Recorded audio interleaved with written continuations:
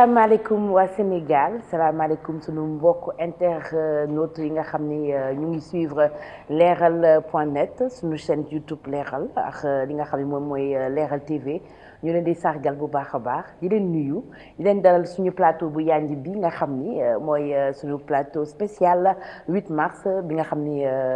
mooy bis bi nga xam ni dañ ko jagleel li nga xam ne mooy ak yelleefu jigéen ma ànd ak nag gis ngeen suñu invité yu taaru yi ku ci nekk nga ñëw pour ñu waxtaan ci li nga xam ni moom mooy suñu thème di évolution maanaam jëm kanam jigéen depuis suñu indépendance ba suñu bis yi nga xam ni ñu ngi ci ndax gis nañ ne depuis ONU daal di jagleel bis bi lépp li nga xam ne mooy ak yelleefu jigéen gis nañ ne différents thèmes yu bëri romb na mais est-ce que thème yooyu li mu am yëpp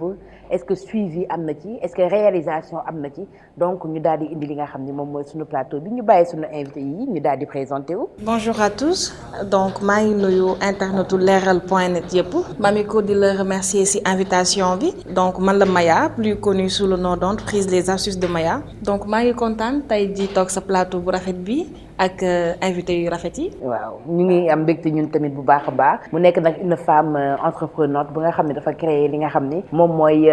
benn activité boo xam ni da ciy jàppale bu baax a baax jigéen yi ci li nga xam ne mooy seen wàllum sëy et c'est important ñu daal di jàll ci ki nga xam ne moom mooy Kumba. salaamaaleykum waa Sénégal salaamaaleykum internet leral.net maa ngi kontaan trop ci teewaay plateau bi maa ngi tudd Kumba Diouara nekk assistance au ministère de la fonction publique nekk jigéen en plus bu nga xam ne je représente les handicaps aujourd'hui. mi ngi noonu donc mu nekk loo xam ni am na solo bu baax a baax muy Kumba nekk vraiment assistant de direction ci ministère fonction publique ba mu ñëw pour moom itam wax gis-gisam ci li nga xam ne moom mooy jigéen ñi nga xam ne dañoo ànd li nga xam ne moom mooy laago ndax ñu ngi avancé ndax ñu ngi liggéey est-ce que tamit am na lu ñu leen tegal jagleel gi nga xam ne ci réew mi nga xam ne moom mooy seen àq ak seen yelleef c'est très important dinañ ci ànd ak moom ñu ànd ki nga xam ne moom mooy sunu xarit ak robam bu rafet di Anne-Françoise Diouf. salaamaaleykum mbokku auditeur ak auditrice su leral.net maa ngi tudd Anne-Françoise Diouf nekk assureur conseil bokk convergence des cadres républicains bu APR ñu gën koo xam parti APR nekk femme politique di yëngu ci entrepreneuriat féminin di remercier Mamiko ci invitation bi sawar ci ñëw tey jii ci journée 8 mars bi journée bi nga xam ne moom la ñu jagleel femmes yi yépp di xeex pour àq ak yelleefu femmes yi ñu xaar tuuti gën a dugg ci waxtaan bi. mi ngi noonu am na solo ñu bàyyi suñu ñaari chroniqueuses yi tamit ñu daal di nuyoo di Khady Diop Dramé ak ki nga xam ni moom mooy Mame Aram Thiam. salaamaaleykum mbokku internet yu leral.net ak leral TV di leen nuyu bu baax a baax di am mbégte jàkkaarloo yoon ngir waxtaane thème bu am solo muy l'évolution de la femme depuis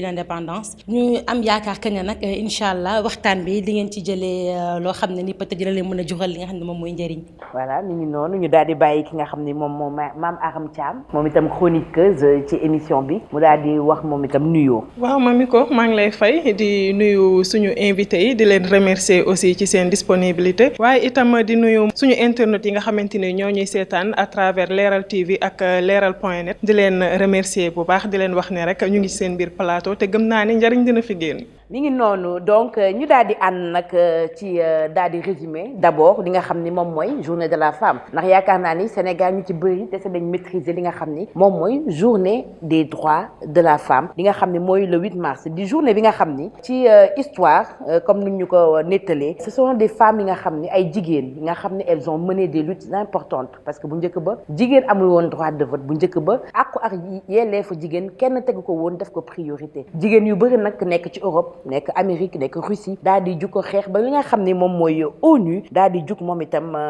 daganal bis bi daal di laaj tamit képp koo xam ne état nga ak pays nga maanaam mën nañ ci wax am na 80 pays yoo xam ne le 8 mars moom mooy journée internationale des droits de femmes daal di célébrer bis bi bu ñu nee célébrer nag du fête bu ñu nee célébrer du lekk du naan bu ñu nee fête mooy jug ànd xool li nga xam ni moom moo doxul suñu àq ñu daal di ci waxtaan ñu jéem a pousse li nga xam ne mooy ñu ñuy jiite ñu daal di ci am vraiment solution indi ki tamit loo xam ni dinañ ci gis suñu bopp bu baax a baax donc ci kaw loolu ñun ñu jël suñu indépendance en 1960 depuis 1960 à 2020 qu'est-ce qui s'est passé ici au Sénégal par rapport aux femmes parce que gis nañ léegi ni am na benn toute petite évolution parce que maintenant on peut voir ku ci mel ni genre Anne-Françoise ku ci mel ni ñoom Khady des femmes yi nga xam ne ñu entreprendre des femmes yi nga xam ni maintenant ñu ngi dem ci li nga xam ne moom mooy nguur ba di fa yor fa ay ministères aussi ay jigéen yoo xam ne tamit yor nañ ay normes tànk ci réew mi ñu daal di commencer par li nga xam ne mooy Maya que ñun xam nañ réellement lan mooy journée de la femme. Donc je dirais que oui, je dirais que non parce que am nañu ko xam am nañu ko xamul man personnellement je me dis que journée de la femme tu l'as si bien dit c'est pas une journée boo xam dañuy fêter mais on doit mettre le point c'est une journée de mise au point des promesses qui ont été tenues ce qui a été décidé par exemple l'année passée suñu tollee ci année bi ñu xool ba xam pratique bi nan la demee ba xam si am na évolution de 0 à 1 de 1 à 2 ainsi de suite donc warul nekk loo xam ni dañuy nekk di fo di kaf di ree sañse toog kafretaan non dañoo war a xool ban njëriñ nga ci mën a am c'est-à-dire que bu dee kii liggéeyul woon journée de la femme bi ñu ni on va donner des financements pour que les femmes puissent accéder à l'entrepreneuriat ainsi de suite ñu xool tey jii daaw lañ la ko digoon ren yow est-ce que yow miy jigéen am nga ci accès yow fi nga nekkoon daaw yow en tant que jigéen ren fan nga toll c'est-à-dire que da nga war a xool le bilan tout le temps yaa ngi war a chercher à évoluer tout le temps yaa ngi war a chercher à am dara loo moomal sa bopp wala que ça soit en entrepreneuriat ou bien en entreprise évolution lañ war a xool mais pas fecc di ree loolu baax na mais bon loolu baax na mais bon aussi am na lu ko jiitu liggéey am sa benn indépendance financière ba nga xam ne tey jii fu góor war a mën a décider wala mën a defee dara biir këram toi aussi tu le fais. Et c'est très important pàcc boobu nga waxee parce que indépendance financière ceci c'est très bien mais aussi faire de telle sorte que jigéen ñi nga xam ni ñoom ñoo am seen ak seen i doom mën a dund ci Sénégal ak ci mën a bokk ci nga xam ne ñoom ñoo ci contribuer ci suñu développement réew parce que comme dañu ne la femme c'est le socle de la société le développement passe forcément par nous du dëgg. moom lu mu wax dama ciy d'accord parce que suñu jëlee exemple les femmes handicapées parce que la majorité certes que ne état mi ngi def ay jéego mi ngi am ay financement yu muy def c'est à travers de carte d'égalité d'échange bi ak nouvelle politique gouvernement bi mais ba léegi dafa des parce que soo demee ci mbedd mi jigéen handicapé ñoo ëpp ci yalwaan bi parce que loolu dafa war a deñ suñu jëlee par rapport aux autres pays comme la France ñoom def nañ ni construire nañ ay structures yi nga xam ne pour permettre aux femmes ñu mën a am seen intégration dans le milieu professionnel pour mën a sa dépendre seen bopp bañ a mën a taxawaalu di yelwaan wala nekk di def loo xam ne naka su dul noonu parce que man j'ai parlé avec des femmes yi nga xam ne ci mbedd bi lañ nekk di yelwaan mais dañ ciy daj lu nekk dañ ciy dund lu nekk dañ leen chantage lu nekk alors que loolu moo war a dañ suñu ne Sénégal te Sénégal ñëpp xam nañ ko dëkk bi nga xam ne teranga la certes que ne am nañ yërmande mais état mi ngi def ay jéego on a dit qu'on vient même pas mais dañ koy gën a ñaax mu gën ñu sóoraale gën ñu bàyyi xel xam ne ñun tam ci société bi lañ bokk. parce que tey am na jigéen yi nga xam ne ñu ngi bay seen waar ci milieu professionnel bi kon si je prends mon cas man maa ngi fonction publique comme assistante de direction mais foofu on ne me regarde pas comme une femme handicapée ou bien comme une femme de petite taille au contraire dañ ma jox foofu sama àq ak sama yelleef parce que mun naa on me traite au même pied d'égalité que les autres aw ma fa benn discrimination mais am na jigéen yoo xam ne amuñu possibilité boobu te loolu suñ ko xoolee man je pense que ne war nañ ci gën a mën a def jéego loolu mën a denc ci dëkk bi. loolu am na solo fi nga xam ne laal nga ko parce que bu dee tamit jigéen yi ñi nga xam ne ñoom am nañ laago bu ñuy nëbb est-ce que tamit jox nañ leen moyen ak matériel yi nga xam ni moom mooy tax ñu mën a am évolution dans le milieu professionnel et économique au Sénégal parce que yow xëy na tamit yow am nga parents yoo xam ne jàppale nañ la am na parents yoo xam ne ñoom tamit ils ont conscience de ce que tu peux apporter à ton pays mais am na ñoo xam ne tamit amuñu boobu gëm-gëm. waaw dëgg la parce que y a des parents yoo xam ne par peur.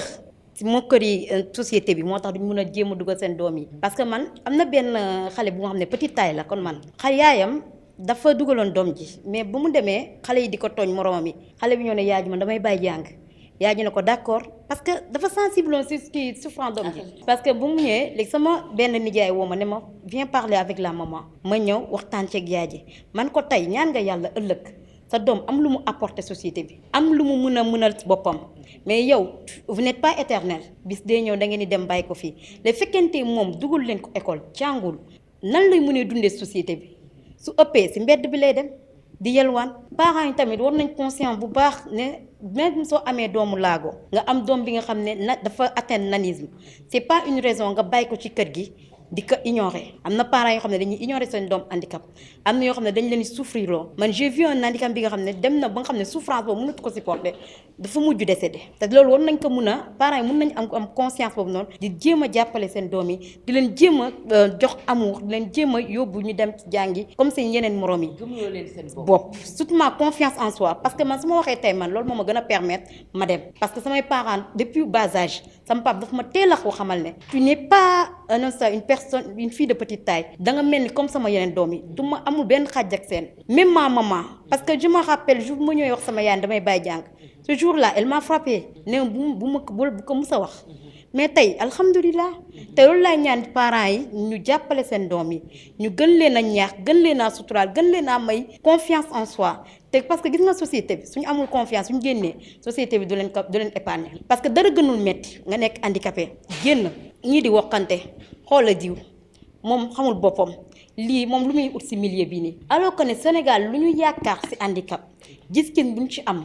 on est au-delà de cela. boo seetloo sax ci ay dëkk yu mel ni ay tugal boo seetloo sax seen journal day am partie boo xam ni da ngay gis koo xam ni dafay def ay signes pour képp ki nga xam ni tu es muet mën a xam lan la ñuy wax ci information yi communication verbale ci transport yi dañ leen sóoraale ci li nga xam ni moom ci lépp dañ leen sóoraale. donc fii moom lañu fii yaakaar naa ne la ñu am ay problèmes et aussi c'est plus aspect culturel. il faut que les mentalités changent. mentalité il faut mu changer bu baax parce que changer wul domaine boobu noonu du mën a dem parce que yow nga ñëw tey nga nekk jigéen jël sa sac dem jàngi ñëw sa morom yi bañ a nekk ak yow ne parce que samay parents nee nañ su ma nekkee ak yow damay mel ni yow alors que ne c'est pas le cas parfois même sax excusez-moi du terme lu ñuy utiliser. mooy fausse information yi nga xam ne dañ koy jàllale. xool leen tungune bi. moo xool leen moo kii boobu noonu nu mu grave wala couche bi ça fait référence à des djinns alors que on n'est pas bokkuñu ci cadre googu on n'est pas nag demandé wuñu nekk une personne de petite taille ou bien un handicap demandé wuñu ko na sa création divine la te ku nekk maye ko sa ku nekk ku neen doon defar sa bopp doo mel ne yaay dàq Sénégal yaay dàq ci monde bi mais yàlla mooy créer te alors que ne loolu tam il faut ñu bàyyi ci xel ñu xam ne on est nekkul ñoom kese ñoo nekk société bi y a des gens yi nga xam ne dañ am laago dañ am handicap di dund société bi certes que ne maa ngi jaajëfal état si kii yu bees yi muy def te facilement moo ma permettre ma dugg administration parce que certes que ne égalité des chances tamit am na war nañu bàyyi xel tamit suñuy construire parce que soo demee tey banque bu ma nekk gab bi dafa gudd moomu sut je suis obligée de demander d'aide ma wax kenn kaay dugal ma sama carte gab jox ko sama code alors que loo xam ne c'est secret wóorul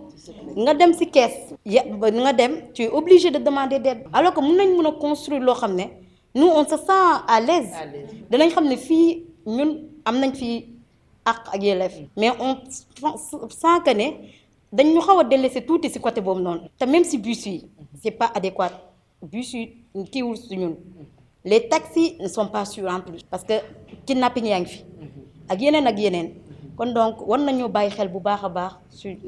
c'est important li mu wax am na solo loolu donc am na lu bari liggéey boo xam ni des na ci li nga xam ni moom seen wàll la parce que nag société bi la ñu bokk donc war nañ wax dëgg fa neex yàlla xool bu baax a baax li ñuy def pour gën leen yombala li nga xam ni moom mooy seen dund ñu daal di ñëw ci li nga xam ni mooy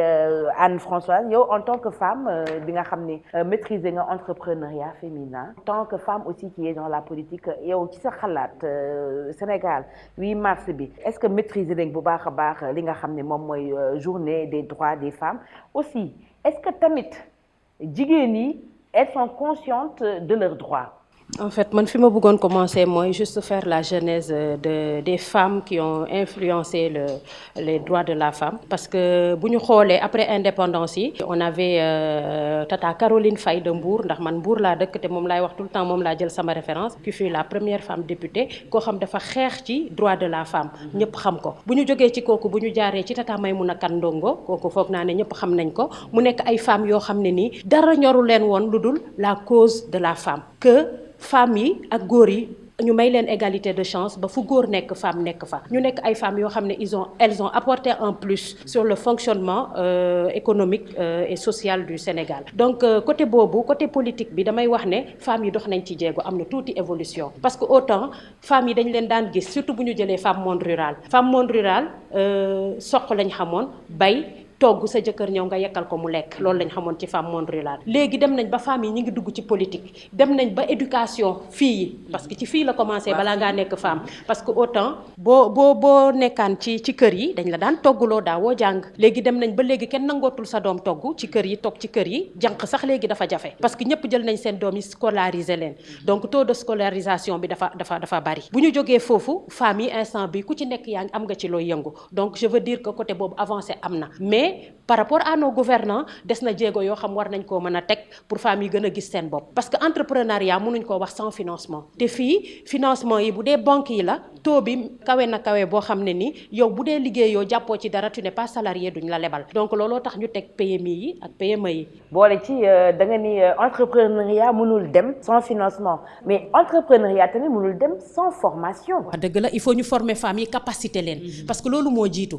da ngay former nit ki capacité ko ba pare pour mu prétendre financement pour mu mën a def dara ndax il faut nit am métier en fait loolu la ñun foofu la ñuy juumee ku jóg da ngay wax da ngay entreprendre alors que pour nga entreprendre il faut que tu te sens à l'aise ci li ngay def il faut que tu saches d'abord comme li ñuy wax étude de projet la il faut nga xam ne man lii laa war a def ndax caaf bi sax boo koy jaay il faut nga xam ne man caaf bi dinaa ci andi innovation ndax maire bi ci angle bi mi ngi koy jaay am ay nitam donc soo bëggee am client il faut nga am benn plus-value boo ci rajouter donc moo tax il faut qu'on forme les femmes qu'on les capacite d'abord ba pare pour ñu mën a prétendre ci financement yi aussi li ñuy ñaan gouvernants yi ak ñi nga xam ne ñoo yor PMI yi ak PME yi mooy ñu yombalal ko femmes yi ndax tey jii benn exemple patent bi ma leen gën a mën a jox bi gën a leer te ñëpp di ko gis mooy 4 heures du matin heure boo jógee femme ngay gis mu gàddu paanam di dem ci marché yi di préparer wu pour jaay jën wala dara kon ñooñu dañ leen war a delloo njukkal ba pare sécuriser leen surtout la sécurité femme dañ koy sécuriser donc te comme on dit ak suivi bi parce que tamit financement boo ko joxee nit war ngaa mën a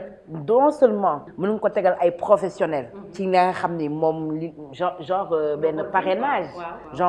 benn parrainage maanaam Xadim yi tey dafa bëgg dugg ci li nga xam ni moom mooy métier de journalisme ma jël nit koo xam ni xam naa ni kii journalisme kàngam la ci ma daal di ko jàppale mettre ko en rapport ak kooku pour mu mën di ko jàppale ci kaw jàppale boobu tamit ñu am benn suivi parce que tamit financé nit ne ko demal après chaque mois day ma fay tamit man yaakaar naa ni doyul. moo tax ma ne la loo gis dafa jar formation loolu il faut mu am formation même journaliste boobu ngay wax nii tey nga nekk animateur a gën a yomb nga nekk journaliste parce que journalisme il faut nga dem ci école de formation ba il faut nga dem CESTI te di ngay gis différence des fois ñiy jaarul ci école de formation yi ñëw bëgg nekk journalisme da ngay gis des fois yàlla day def mun na am ñu am tuuti lacune mais dañuy obligé ñu dem defi perfectionnement defi li ñuy wax coaching personnel parce que coaching personnel dafa baax ci nit comme animateur baak ñu nag keneen a ci yem il faut nga def benn coaching personnel def développement de soi bu lay may li nekk ci yow nga mën ko génnee loolu yëpp formation la donc loolu moo tax femmes yi tout le temps dañ leen di ñaax balaa ngaa prétendre di laaj xaalis nga am loo xam ne leer la leer yàlla ne lii buñ la ko joxee di nga ko mën a liggéey am ci li loo ci sutur la woo yor si sa njaboot ba pare fay parce que les crédits de maintenant c'est des crédits revolving noonu lañ ko tuddee dañ lay lebal benn 100 000 bu nekk ñu mën ci teg benn téeméer wala 250 donc de ce fait yow chaque fin du mois la nga fay teg noonu di ko fay bu yàggee yow yaay moom sa 100 000 francs yow da ngay autonome donc côté boobu am na ay jéego côté politique bi aussi war nga mën a gis ne que am na jéego yu bëri parce que les femmes maintenant dañoo dugg ci politique waaw ndax soo gisee suñu première femme bi nga xam ne yor na fi ay institution un peu cité Aminata Tall boo xam yoroon na fi institution conseil économique et social Aminata Touré aussi nekk femme première ministre parce que première femme première ministre fii nii c'est Mame Madior Boye bu temps wu Abdoulaye Wade moom moo fi nekkoon première femme premier ministre première femme ministre de la justice c'est Aminata Touré donc instant bii nii mën nañu wax ne parti politique am nañ ci kenn koo xam ne nii ku ñu ràññee la koo xam ne fi mu ne moo yor parti politique muy PS Aminata Mbengue Ndiaye donc on peut dire que côté politique les femmes ont vraiment percé. Elles ont percé c'est vrai côté politique les femmes ont percé mais aussi ñemewuñu noonu li nga xam ne moom mooy les postes stratégiques bu ma nee postes stratégiques mooy comme par exemple ministère de l'intérieur comme par exemple ministère du finance comme par exemple ministère de la justice parce que depuis l'histoire de l'indépendance benn ministère de la justice dañu mës a am comme jigéen ak yeneen donc ministère de l'élevage sax commencé nañ jigéen yi intérêt comme Aminata Mbengue Ndiaye bi nga xam ne. en fait moi je dirais pas que ñemewuñu je dirais que peut-être que kiy nommé moo fa nommé gul femme ndaxte tey soo gisee ak égalité des chances léegi boo demee ci école yi jigéen ñee dàq jàng dëgg rek su ñëwee dañ koy wax fii la ñu am Miss Mat yi fii lañ leen gis jigéen ñi ñoo dàq jàng te diplôme yi góor yi am jigéen ñi am nañ ko on peut dire peut-être que par rapport ak nomination yi xëy na la ñu tegagul place su jigéen wala tollooguñu foo xam ne xëy na dina ko jiite mais foofu tam dama lay jox benn exemple femme femme war naa mën a jiite ministère intérieur ndax on a vu la première femme pilote qui a intégré la gendarmerie la demoiselle là je crois loola sant dama fàtte tur bi kooku femme la donc gis nga ne femme yi instant bi ñu ngi dugg. elle s'appelle Gaye Dello et ça sama cousine la sax te ma koy en même temps di ko sargal parce que moom tam mooy première femme pilote aussi bu dugg gendarmerie ma koy nuyu sama cousine bëggoon naa ko fi invité mais ñoom seen procédure dafa gudd. voilà donc comme ñun bu ñu demee ba am première femme pilote kon war nañoo mën a prétendre am femme boo xam ne dina nekk ministre de l'intérieur donc pour man loolu côté boobu noonu jafewul l'essentiel est que ci li ngay liggéey ak ci li ngay yëngu nga fexe ñëpp xàmmee la ci et nga am ci éthique am ci valeur. c'est important donc mi ngi noonu léegi dañuy daal di ànd dem xooli benn élément ak ñi nga xam ne mooy suñu reporter yi on va voir chaque femme dinañ dem gis jigéen yu bëri ku ci nekk secteur bi ngay liggéeyee.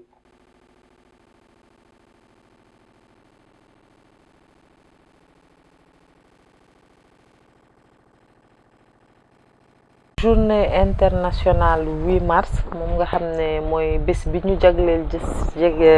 jigéen ci Sénégal mais également ci àdduna bi ndax àdduna bi ñëpp a koy féete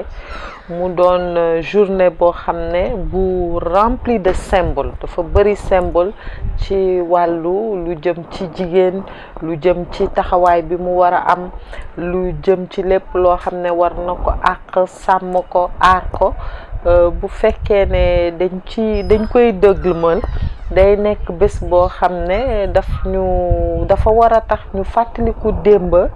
fàttaliku fa ñu toll woon fa ñu toll tey ak xëy na fan la ñu war a jëm fii ak yeneen i bés wala yeneen i weer wala yeneen i at moo tax journée bi am solo ndax au-delà de bés bi ci boppam nga xam ne dañ koy màggal kuréelu jigéen yi taxaw fépp foo dem ci réew mi ku nekk a ngi sargal di màggal bés boobu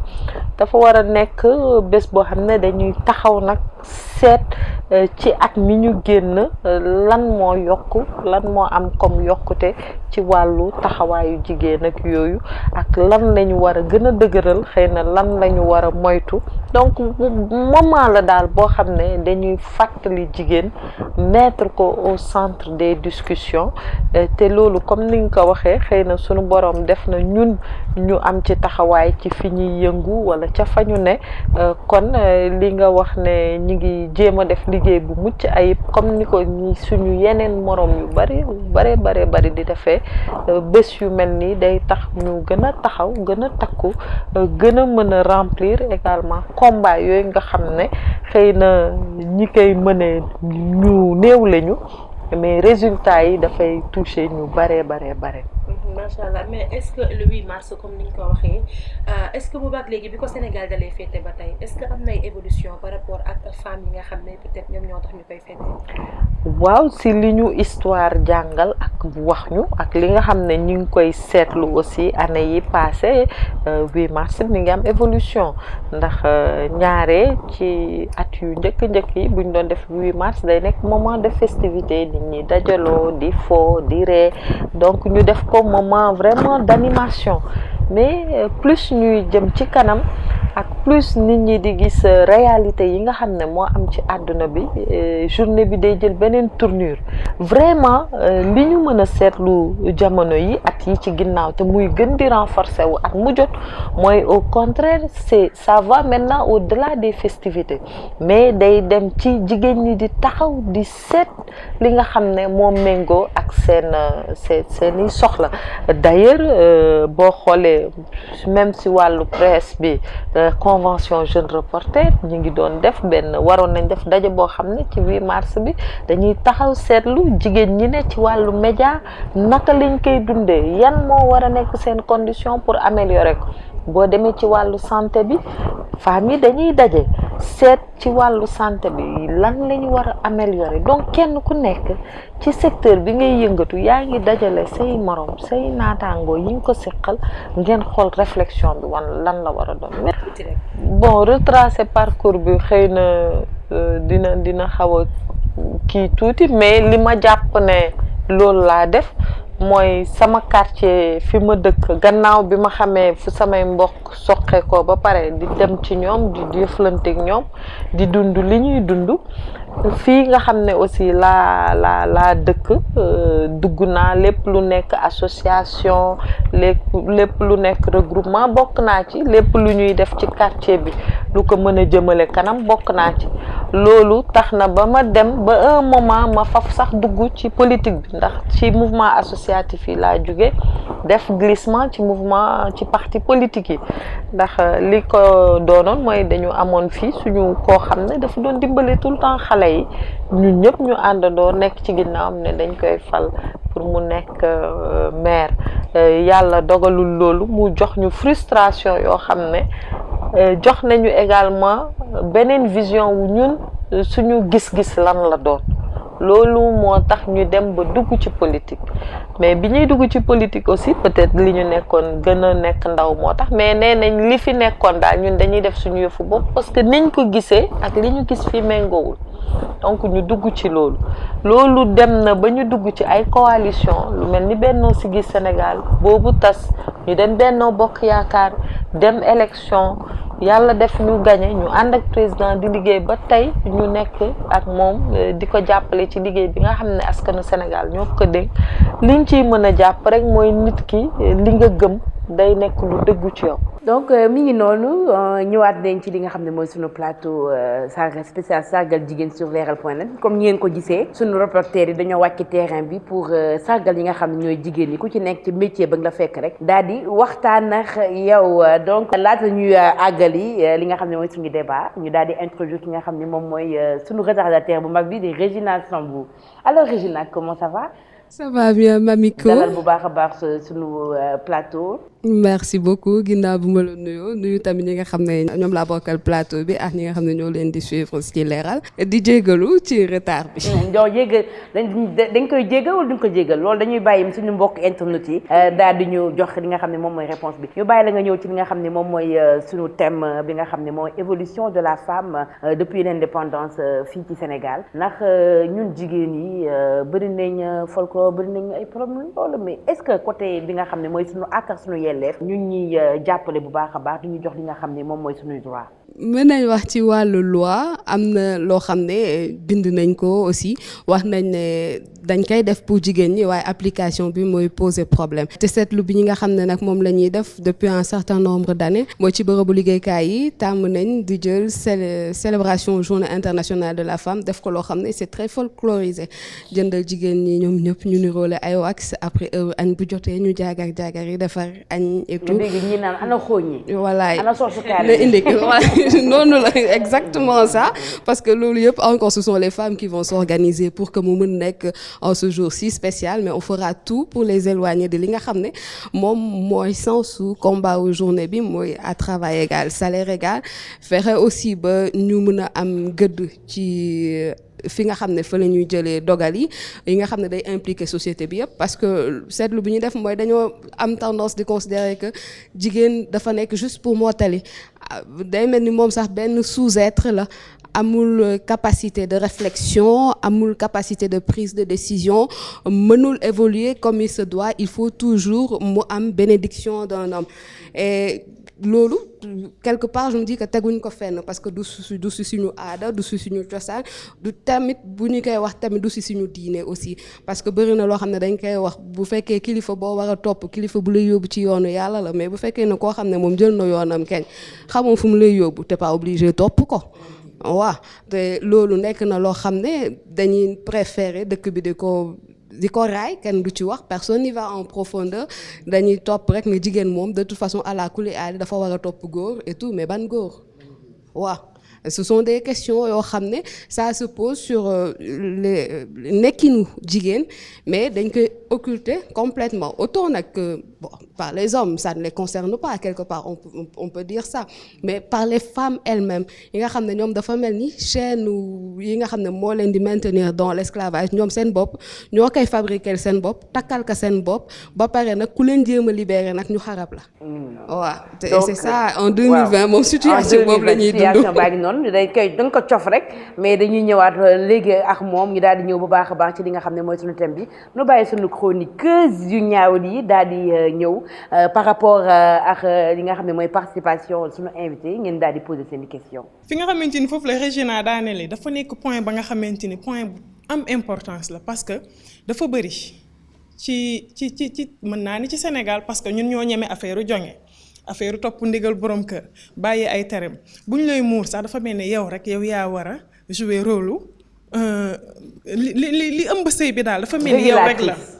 semaine passée am na benn imam jiite damay tudd turam di ko nuyuwaale mi ngi def statut ñu ngi teg benn jigéen mu naan kan soo demee na nga toggal sa jëkkër ceeb bu sew te bul ko wax yu sew xaw ma di expliquer xam nga mi ngi koy rim mu ngi nice. mais mani ko est-ce que jigéen bi rek moom moo war a def moom kese moom moo war a sëy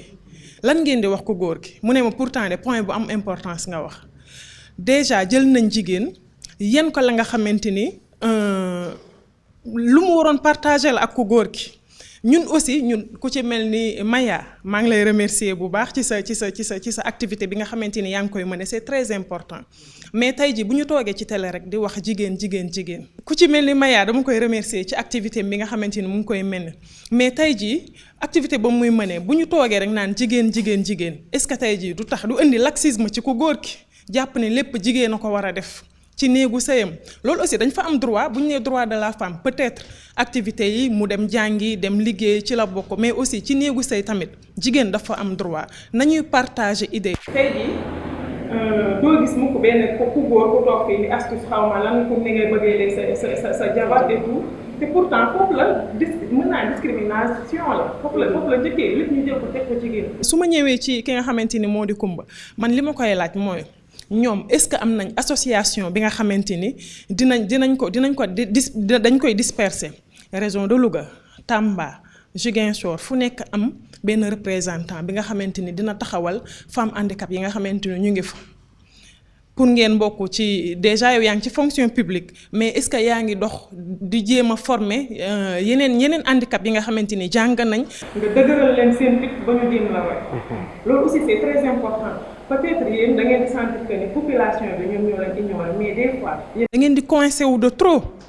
te tey jii yow mi nga xamante ni yaa ñemee toog ci télé wax ak say morom c'est bien beau mais tamit ngeen di def démarche yi am na loo xamante ni du état moom moo koy dox. côté boobu daal laa amoon ci lu ma lay laaj ndax yéen a ngi koy def bu fekkee amul est-ce que pare ngeen pour def sensibilisation bi pare ngeen pour taxawal association boo xamante di ngeen am ay représentants ci région yi. ñu bàyyi leen ñu tontu d'abord après ñu daal di ñëw ci li nga xam ne moom mooy say question. D'accord kontaan naa trop ci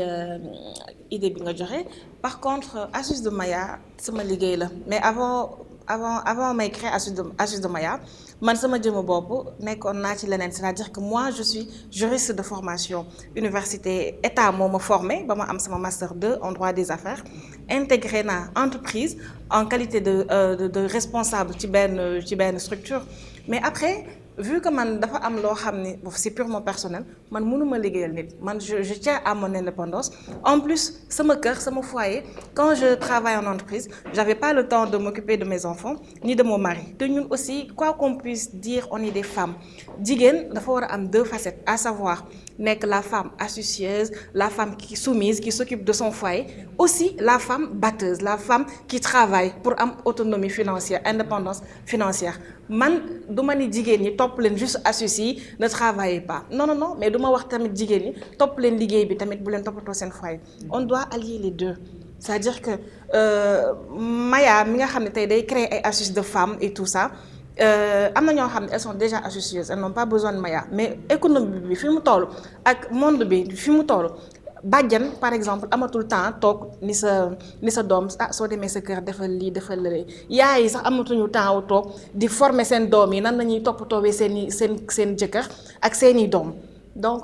il y a des gens yoo xam ne dañuy dem amuñu lool dañuy dem di suivre Maya naa leen def leen lii def leen lële non seulement dañuy liggéey ñooñu mais suñu àggee aussi toppatoo seen jëkkër yi. merci foofu la seen doom merci beaucoup foofu laa waxee pourtant ñu ngi déggoo ci même point léegi man sama question mooy est-ce que tey ji yow di nga dem ci xale yi ci ay góor borom kër aussi ñoom tamit dañoo war a am ay astuces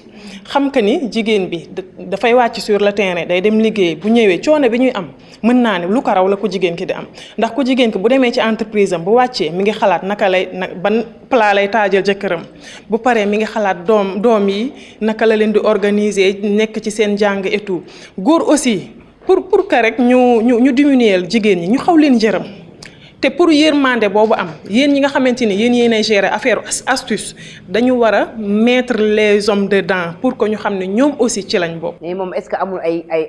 amul clientèle ay góor. oui moom je voulais dire ça c'est-à-dire qu'on peut pas les forcer. L'homme on peut pas les forcer parce que góor am na benn affaire bu nekk ci moom benn rëy bu nekk ci moom boo xam ne si ñoom la nekk on peut pas les forcer da ngay jigéen nga mën a dem forcer ko dara ñun ak suñu oyof ñu def ko. Parfois duñu neex mais c'est pour faire plaisir à l'autre personne mais ku góor gi mënoo ko forcer mu def lu mu bëggul lenn nga mën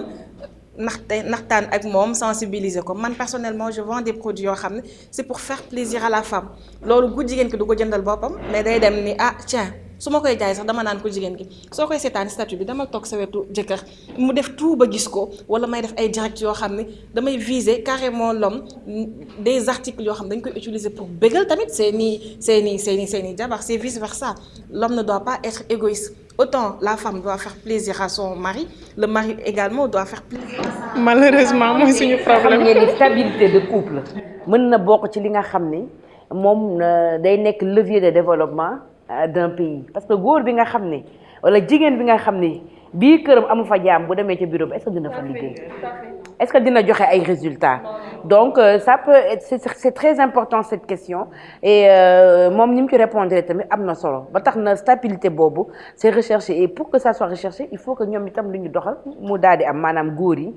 toppatoo jigéen ñi toppatoo góor yi léegi ñu daal di bàyyi Kumba mu daal di répondre moom itam question bi nga xam ne posé na ko jàpp nga ko question bi. ndax am nañ ko association. voilà association ak yéen tamit est-ce que yéen nga xam jigéen ñi nga xam ni da ngeen am laago yéen a ngi jéem jàppale seeni morom mais aussi est-ce que yéen a ngi tamit di jéem aussi créer leen loo xam ni comme genre Mamiko mi nga xam ne dafa jug créer benn groupe boole fa jigéen ñi ñu fay xamante joxe ay recommandations di jàppalante ba mu mën a jur dara est-ce que yéen tamit yéen a ngi def loolu. waaw parce que man am na benn association bu ma mettre en place yàggul sax association des personnes de petite taille la concerne association dama koy def ak sama papa parce que moom cadre am moom bosam c'est pour former parents yi ñu mun a bàyyi seen doom handicapé mun leen former mun leen forger mun leen permettre ñu dem seen bopp man sama bos c'est juste amaguñu représentant nag région yi parce que Dakar lak nañ lañ yem mais am na ñu xam ne ils ou elles sont diplômés ñu ngi leen di former parce que ñoom tamit daa am benn peur bu nekk ci ñoom ci biir te peur boobu nag il faut ñu dindi ko parce que soo waxee parfois sax am na ko ma doon waxal benn jour mu ne ma yii soxna Kumba man dama ragal man munuma dem ci biir nit ñi man ko lu tax parce que ñu ngi fay dem say morom nga fay fekkoo fa ay ñoo xam ne ñoo la gën au contraire tu dois être fier de toi-même da nga war a bu xam ne yow ci nga bokk mais parfois nag duñu jox occasion yi parce que gis nga dara gënul metti nga nekk handicap nga génn kon nga génn ci mbedd mi des gens yi nga xam ne ay mag automatiquement suñ la gisee lu ñuy njëkk réflexion bu ñuy njëkk am mooy dañ leer loolu psychologiquement ça te diminue yow boobaa da ngay di man kon jarumee génn à quoi ça sert de sortir à quoi ça sert de faire ceci de faire ça. À quoi ça sert de continuer et de me battre si je ne suis pas intégrée dans ma société. bien loolu tax parfois ñu am peur di dem ou bien di dem ci yenn milieux yi nekkul ne mënuñu ko de xool am na loo xam ne y a des handicaps yoo xam ne ay doctorat lañ am ay master lañ am cas yu dul jeex mais dañuy dem déposer ci ay entreprises ñu leen di refuser pour jël leen nga gis koo xam ne elle est handicapé wu ñu jël kooku bàyyi kee te soo xoolee dossier yi kee moo gën a diplômé mais par peur non du ma jël kii balaa ñu classé dossier man dal na ma ba mu doon def sama formation en comptabilité ma pare sama formation dem déposer yi ànd ak sama benn copine camarade de classe le gars automatiquement lu ma njëkk wax yow nan nga fi war a def sax gisuñu sax ban liggéey nga fi mun a def ma ne ko c'est pas à vous de juger yow lan mooy sa rôle nga jël dossier bi dina sa réceptionné ko c'est à votre directeur moo mun a fekkente am naa fi place wala amoo fi place mu ne ma sax je ne vais pas réceptionner votre dossier man ko y a pas de souci ma récupérer sama dossier lu yàlla def rek ma dajeeg directeur bi ma demandé ko audience mu ne ma y a pas de souci ma ñëw ma expliqué ko cas bi mu génn ne waa ji demain elle va commencer mais xoolal ba mu ñëwee commencer waa ji loo xam si enfer si métti def la teg na ma ko jusqu'à ne pour me décourager mais dama ko won ne je suis plus fort que ça. Et en plus dans les annonces les offres d'emploi yi nga xam ne day am ci journaux yi quotidiens yi nga xam ne day am ci réseaux sociaux yi il y a toujours cette forme de discrimination on cherche une femme claire un maître loolu lan nga ci xalaat Régina. On est dans une société où le paraître compte plus que tout. waaw Sénégal par exemple xam nga man yàgg na bi may doog a commencer dans le journalisme c'est ça qui me faisait rire parce que amoon na période boo xam ne sañse rek laa doon def ak kii mais quand tu voyais considération bi ñuy am parce que tu venais bien habillé et tout ma leen non c'est pas comme ça que ça marche parce que c'est de là que vient mon style de clodo comme je dis aux Sénégalais damay ñëw mel nu ma neex te dama lay imposer sama bopp mu neex la mu nakak la danga may gérer ndax compétence moo ma fi indi je suis pas là pour être belle ou pour être comme ça xam nga loolu noonu on demande ça aux femmes mais on ne demande pas ça aux hommes di nga gis benn góor mu ñëw sol benn pantalon super sang mal repassé et tout daal mi kenn du xam lu muy nirool t-shirtam c'est à peine propre mais on lui dit rien. On lui dit rien. Ouais, mais jigéen bi ñëw na et tout waaw yow nii mais nii nag takko bi je kenn xamul looy nirool non. surtout jigéen ñi ñoo ñu gën a sonal. dinañ te le dire kenn xamul sax looy nirool yow nag nga solo nii yow xanaa ba nga doon génn gisoo sa bopp. voilà tu t'es pas regardé. alors que c'est pas le cas du habillement mooy def nit ki. non au Sénégal l'habit fait le moine. quand même au Sénégal l'habit fait le moine. parce que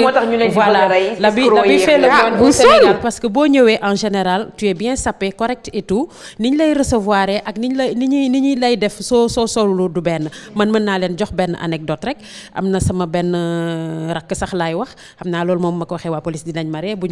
ñu masoon a jàpp biñ ko jàppee affaire yooyu mu woo ma téléphone. ne ma que dañ koo jàpp ba ma ñëwee ca police ba it nangootuma dégg olof ay français laa fa làkk yu baax xam nga rek xam nga am noo def moom muy wax olof may làkk français muy wax olof may làkk français ba finalement gis nga nu mu mujj donc yooyu dafa am gis nga stigmatisation bi ngay wax yow dafa am bu baax a baax parce que dañuy gis nit mu ay solu en rayon du sol lu baax léegi ñu xalaat ne que xëy na kooku ñoom ñoo ko ëpp personnalité te fekk kooku xëy na li nekk ci boppam yow mi nga xam ne yow yaa sañse sax nekkul sa bopp ndax nag nañ waxante dëgg mais fii dafa bari ay trafiquants de personnalité bari na trafiquant de personnalité moi je préfère prendre une personne qui est productif qui peut m'apporter une plus-value ci li may liggéey mu nekk koo xam ne nii c'est de courte taille tu m'excuses du terme comme tu dis que ma jël keneen koo xam ne nii sañse rek lay def saak bu bees daal bu bees nangam sangam te bu nekkee ci su toogee ci biir ci sama entreprise ba WhatsApp am lay yor wala nekk di def leneen. donc il faut la personne qu'il faut à la place qu'il faut aussi ñu bàyyi discrimination yi booy recruter nit yaakaar naa ni dossier bi ak cursus scolaire bi ak expérience bi loolu moo leen war a intéressé mais pas ki nga xam ni nit ki nga xam ni voilà donc loolu nag mu nekk loo xam ni yaakaar naa ni tamit inspection du travail war nañ ci def ay jéego yu am solo parce qu'on parle d'évolution de la femme évolution de la femme la ñuy wax de l'indépendance à nos jours inspection du travail lan la ñuy def ci jéego ci jigéen yi nga xam ni dañoo yor handicap lan lañ yan clause la ñu imposer entreprise yi ñu daal di ko émettre parce que tamit nañ waxante dëgg boo demee tribunal man gisaguma juge boo xam ni dafa am handicap. du ma ni nénisme kese mais yeneen ak yeneen handicap bëri na fii su ma demee fi nga xam ni moom mooy ci ministère yi gisuma ko fa assemblée nationale gisuma ko fa peut-être on peut citer quelques femmes qui ont réussi mais bëriwul te loolu tamit yaakaar naa ni ça sonne mal à l'oreille quoi. te dafa bëri pour man dafa bëri ay entreprises yoo xam ne sax suñu bëggoon recruter ñoo xam ne dañoo am handicap ce serait difficile coono lañ koy indee man j'ai été dans une rédaction un moment où il y avait un stagiaire bu yor ay béquilles rédaction bi 2e étage la nekk kër gi benn genre kër normal la quoi fi locaux yi nekkoon mais balaa moo egsi c'était tout un problème et on essayait de faire comme si il avait pas de handicap mais c'était juste pas possible. pour mu ñëw 2e étage chaque jour dafa doon tardé parce que pour mu yéeg ak ay béquilles wam ba 2e étage moom finalement il a dû arrêter son stage et loolu bëri na fi mais on n'en parle pas parce que les structures ne sont pas adaptées. Il y a très peu de rampes pour handicapés dans peut-être les nouvelles constructions ñu ngi koy prendre en compte mais dafa mel ni Sénégal ci boppam ñoo wegul ñi nga xam ne dañoo am laago te bëgguñ leen boole ci suñu société. te pourtant ñoom ci la ñu bokk parfois sax on nous oublie excusez-moi du terme. Effectivement. mais parfois dañuy mel ni bu ñu fàttee alors que ne kenn waruñu fàttee parce que dañoo bokk ci société bi dañ ci bokk kon nu ma ko waxee tey exemple ba ma demee gis benn kii na sa responsable banquier chef clientèle bi banque bu ma nekk ba ma ko expliqué mu ne ma effectivement bàyyi ñu leen woon xel parce que ñun on s'est dit que ne la plupart on les voit dans les rues pour mendier loolu lañ ñu jàppee woon parce que mu ñu xalaat ne. di nga am liggéey ba am compte bancaire ba yor carte. loolu moo nekkoon ba man ko non même bu dul man y a les autres handicaps tey kii su bëggoon yéeg sa escalier bii nii bu nekk ci porte bi du ci mën a yéeg ñu yor kii na sa moteur yi béykee dina displiqué sama sœur mi ngi nii mun na maa seede parfois suñuy romb suñu tali bi noonu moom moomee may loxo ma yéeg alors que tam suñuy construire trottoirs waaw trottoir suñu koy construire war nañu ci bàyyi xel xam ne du ñëpp a njool du ñëpp a nekk taille normale ou bien ñoo xam ne dañoo kii moom mi ngi nii mun na maa seede moom par même hier rek moo ci mujj ba ñuy génn moom ma may loxo sax ma yéeg ba ma koy wax ma koy kaas ma koy tooñ man ko lii moom mun naa ci kaas mu réew mu ne ma yow kay xam naa ni pànk nga man ko du question par mais il faut que tamit état bàyyi ñu xel parce que tamit société bi nga xam ne société Sénégal bi nga xam ne dafa mixé wu y a des handicaps y a des aveugles albinos mais soo xoolee la majorité man yelwaan bi moo ma ci metti man yelwaan bi parce que loo tax ma ne dañu war a def kon les autres pays ubbi benn structure bi nga xam ne certes que même fekkente jànguñu mais am nañ xel. waaw mais bu ñu jàngul sax mën nañ leen je pense offrir li nga xam ne moom mooy ay formation c'est important coiffure restauration ou bien petite commerce yi nañ mën a demal seen bopp ba nga xam ne duñ tout dépendre ci mbedd mi di yalwaan. mais yalwaan bi aussi ma grande je crois que c'est l'apport parental parce que xam nga yow boo jëlee sa exemple comme tu l'as si bien dit nee nga ne que sa papa daf la ne carrément que da ngay jàngi donc côté boobu sa papa boosté na la ba nga am confiance en soi ba nga yow sa bopp tu t'es donné à fond ba mën a am li nga am mais am na ci ñoo xam ne seen parents yi je veux dire dañ leen bàyyi à eux-mêmes. loolu moo tax ñuy yelwaan parce que soo amee doom mu am benn laago bi mu am yow sa jëmmi bopp yow amour propre bi nga ko war a apporter boo ko amee apporter wul même am na parents yoo xam dañuy rus ci seen doom parce que loolu dañ koy gis am na ñoo xam ne dañuy rus ci seen doom ba dañ leen di jël di leen tëj wala ñu leen di nëbb même bu gan waree ñëw ci kër gi ñu leen di métital wala di leen def dara xam nga loolu tamit moi j'ai connu une paraplégique koo xam ne ni du loxo yi du tànk yi elle était sur une chaise roulante fa lañ ko daan teg mais sa maman nee na chaque jour da ko doon moolu di ko wax ne que danga ma teg gàcce danga ma nii mënuma dem fenn parce que la xale bi daawul am ku mu desal mère bi daf doon bëgg a génn dem ay natt wala ay tontine wala ay tour mais du mën a dem parce que amul ku mu dénk xale bi da ko daan xas di ko tiim di ko xas un beau jour nii dañu yeewu benn fajar rek dégg ñuy yuuxoo ñu ne anamu ñu ne elle est décédée elle est partie. cas boobu noonu man je l'ai vu cas boobu noonu c'était un voisin cas boobu noonu moom tam doom ji chaise roulante nekk moom mënul wax sax mënul def dara moom lépp dañ ko koy defaral mais tellement que dañ ko doon torturer tellement que dañ ko doon nëbb dafa dem au finish xale bi dafa décédé. mën naa wax benn anecdote kon nga xam tes parents quand j'étais toute petite ma war a dem jàngi école bi ma war a dem jàngi directeur bi si boppam ni sama papa kii du fi jàngee parce que place am Talibou Dabo la sama papa ne pour quelle raison. parce que tànkam baax na mi ngi gis te mi ngi dégg te dina comprendre comme pourquoi nga bëgg ma yóbbu ko parce que handicapé la sama papa nag léegi 10 mois fan mooy handicapé mu ne parce que taayam c'est un taille d'un enfant de 2 ans sama papa ne ko c'est pas une raison te sama doom dina fi jàngee mu am polémique seen diggante sama papa def rapport contre moom ci inspection du travail ñu jox raison sama papa ma dem jàngee foofu noonu te ma demee jàngi foofu noonu chaque jour maître bi daf may comme si que dañ ne maître bi kii dëkk buntu xataal pour que juste qu'elle abandonne mais su ma demee si buntu école bi laay fompee sama rongoñ pour juste pour bañ a montrer sama papa wala sama yaay ni lii def nañ ma lii école su ma ñëwee su ma comment ça a été man ko bien mu xool sama cahier maa mu xool mu ne ma nan ngeen def ma ne ko lii du ma ko musa wax ne papa di def nañ ko. tu as beaucoup donc elle a beaucoup pris nga xam ne sur elle ñu daal di jël jàll ci ki nga xam ne moom mooy Khady mu daal di poser question am aussi ci li nga xam ne moom mooy mbir mi journée de la femme poser question Maya ñi nga xam ne jigéen ñu yànji yi nga xam ni ñu ngi toog accompagnement ci li nga xam ni moom mooy discussion bi. comme journée de la femme la ñu wax muy bés boo xam ne dañ ko jagleel jigéen ñi comme ni ñu ko waxee ngir ñu wax seen i àq ak seen i yelleef mais man damay naan fii ci bokk ci Sénégal moom laay waxee est-ce que ñun d'abord xam nañ suñu àq ak suñu yelleef avant tout parce que mën nañ ne Sénégal comme li kii wax sànq boo ñëw ci benn entreprise mu am benn journée boo xam ne le 8 la ñun ñu jagleel ñu ko ku ci nekk yaa ngi xool lan la ñuy nduróole alors que kenn jëlul sa cahier ne damay def benn message yu bind lii ak lii moo ma metti te lii ak lii laa bëgg pour ñu defaral ma ko parce que samay droit la ñun xooluñu suñu droit fii ci Sénégal alors léegi chaque année dañuy aborder thème bi dañ siy waxtaan et tout mais boobu ba léegi lan moo ko bloqué ban suivi en fait moo ci am am na ñoo xam ne aussi comme tey soxna si nga xam ne mu ngi toog si mbedd bi di jaay gerte caaf wala ki nga xam ne mu ngi toog di peese ay banaan di jaay est-ce que kooku tey am na foo xam ne foofu la war a mën a dem pour waxi ay droit am fan la war a jaar tey jii nii peut-être comme madame Henriette peut-être madame Anne-Françoise excusez-moi yow mi nga xam ne di ngay jàppale ñenn ñi ci wàllu formation ak yooyu tey jii nii ki nga xam ne mu ngi ci benn secteur boo xam ne jàpp na ne man aw ma accès ci madame Françoise mii. mooy celles qui sont dans le secteur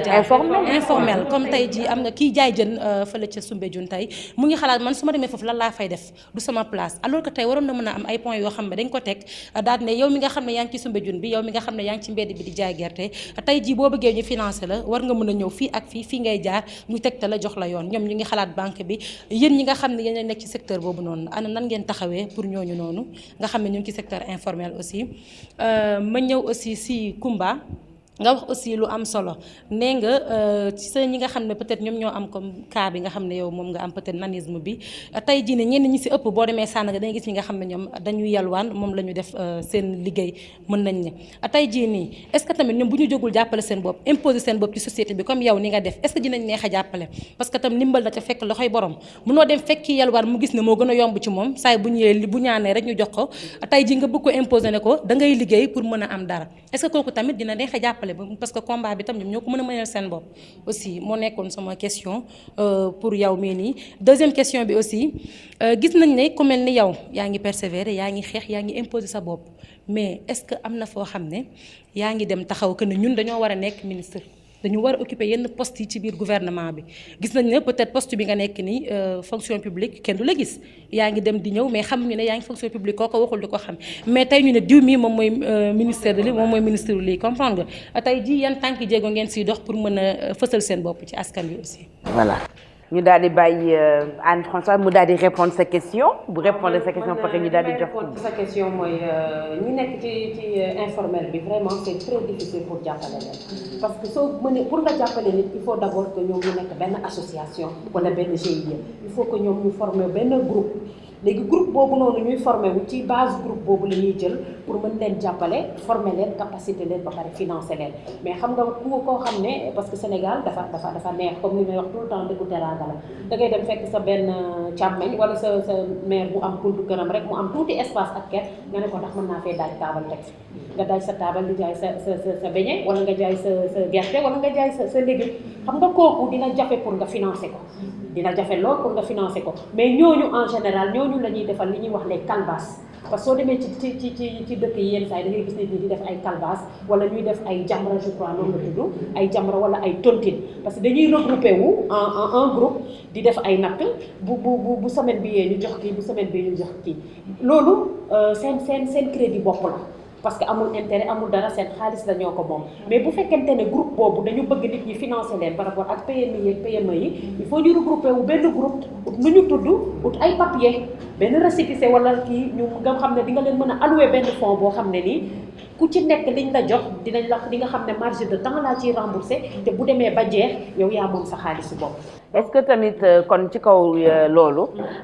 ñoom ñi nga xam ni ñoo war a yee jigéen yi pour ñu formaliser seen bopp tamit est-ce que ñoom tardé wuñu ci boor boobu. waaw côté boobu moom parce que bu dee jigéen dañuy parce que mënoo gis koo xam ni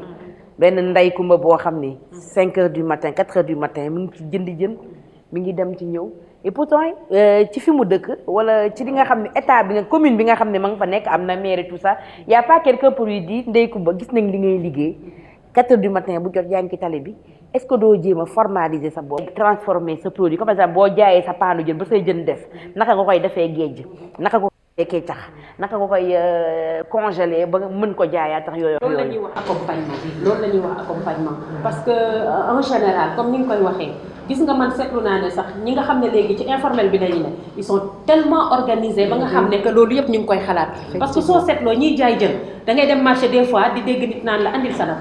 ñu naan diw andi sanab même ay femmes yuy jaay garage man garage Mbour des fois si je suis pas véhiculée su ma demee jël oto foofu damay gis jaaykatu banaana yeeg jaaykatu café yi di wax tey dangaa war a natt nangam sangam comme cela veut dire que elles sont conscientes voilà elles sont conscientes de l'ampleur des dégâts entre guillemets parce que tamit koo xam ne da nga nekk informel nit mënul jël xaalis lebal la ko parce que ci ban côté nan nga koy fayee loolu yëpp mi ngi ci te xaalis bi nga gis nit ñi ñu koy leble en général du nekk xaalis boo xam ne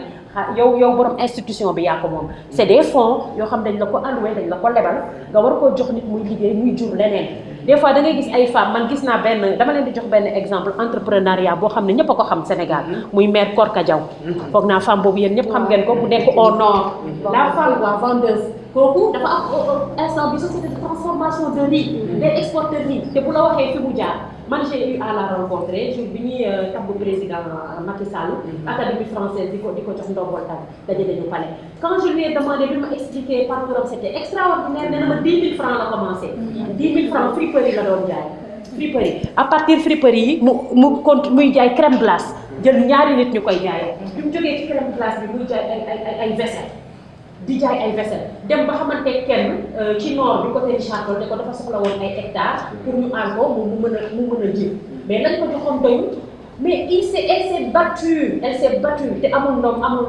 lu mu amul fii présentement ci te gis nga femme boobu fi mu nekk nii buñ la waxee fi mu jóge man je me dis que lépp ci mentalité la. loo ci bëgg a sànni. Ouais, effectivement parce que sooy cité femme boobu man dama ci gis un tout petit peu sama bopp même si àgguma niveau boobu mais moi quand je commençais j'avais pas de fonds ba nii gisuma benn banque bu taxaw ne ma lebal naa la gisuma benn mbokk bu ne ma jox naa la 1000 francs moi j'ai débuté avec 20 000 francs les gens vont me dire comment se fait-il nga débuter avec 20 000 francs ak tey sa entreprise fu mu toll gëm-gëm la c'est-à-dire que balaa ngay dem ñu lay dimbali da nga war a dimbali sa bopp ba pare gëm sa bopp fii du ñëpp ko am jigéen boo dem fekk nga fa benn petit cheveu naturel ci tiroiram wala benn bague en or buy jar benn 50 000 anyway wala benn bazin bu mu ñawagul c'est-à-dire que avant ngay dem ñu lay jàppale yow da ngay xool autour de toi bañ a yaakaar ci kenn parce que tey jii suñu la jàppalee tey jii sa benn mbokk wala dara soo réussir dañ naan ah c'est grâce à moi et tout ça man personnellement je tiens tellement à mon indépendance dans tous les domaines que lépp dama koy bëgg a defal sama bopp moi j'ai commencé avec 20 000 francs pour un début c'était très difficile donc j'étais obligée ma dem su ma bëggee jaay par exemple benn perle aw ma lu ma ko jëndee damay dem ci kooku ne ko léegi xam na ñuy def jox ma ko ma dem ma jaay ko ma teg ci sama benn 1000 francs wala ma teg ci sama benn 2000 francs ma dem ma jël sama téléphone ma photo ko dem affaire baa ngi ci moom ma dem ma jaay ko yónni sama livreur mu dem jël ko ma teg ci sama benn 1000 francs ou 2000 francs mu nekk sama bénéfice yu ndaw yooyu noonu laa doon dajale di ko dajale ba tey ji ma mën a dem ba créer sama propre marque man au début ba léegi sax maa ngi jënd marque étrangère yi di ko jaayaat mais dem naa ba am sama propre marque d'huile de massage am naa sama propre marque de senteur am na te damaa bëgg dans l'avenir ma dem ba lépp lu may jaay sama marque lay doon yaa ngi doon wax formation man je suis juriste je suis pas mënuma defar huile de massage bëgg naa ko jaay du ma dem di inventer nuñ koy defaree je suis en collaboration avec des laboratoires étrangers yoo xam ne tey jii ay loolu mooy seen métier dañ ma koy defaral ci anam bu mu waree boo xam ne tey jii su ma ko bëggoon exporter à l'étranger j'aurais aucun problème comme donc formation boobu ngay wax y a des gens yoo xam mënuñu comme man par exemple am na yoo xam mënuma ko defaral sama bopp mais mën naa. mais pourtant boo amoon opportunité d'avoir la formation. oui di nga ko def. mais pour te dire que du ñëpp am accès au financement man tey jii sama xel xalaatul ci ma dem banque di ko leb xaaruma sax état man jàppale ma sama miette yi ma am dama naan nan laa ko mën a fructifier ba nga xam même si ku ma jàppale ma jël mais xaaruma ko en fait c'est-à-dire que jigéen ñi bu ñu toog ni duñu commencer parce que amuñu financement non tu dois da nga war a commencer d'abord lépp lu ñëw financement su ñëwee nga xam ne sa bénéfice la su ñëwul aussi nga continuer ci ni nga doon liggéey. c'est important. Je dis on a beaucoup à apprendre de femmes yi nga xam ne dañuy yeewu 5 heures du matin gàddu seen parce que c'est vrai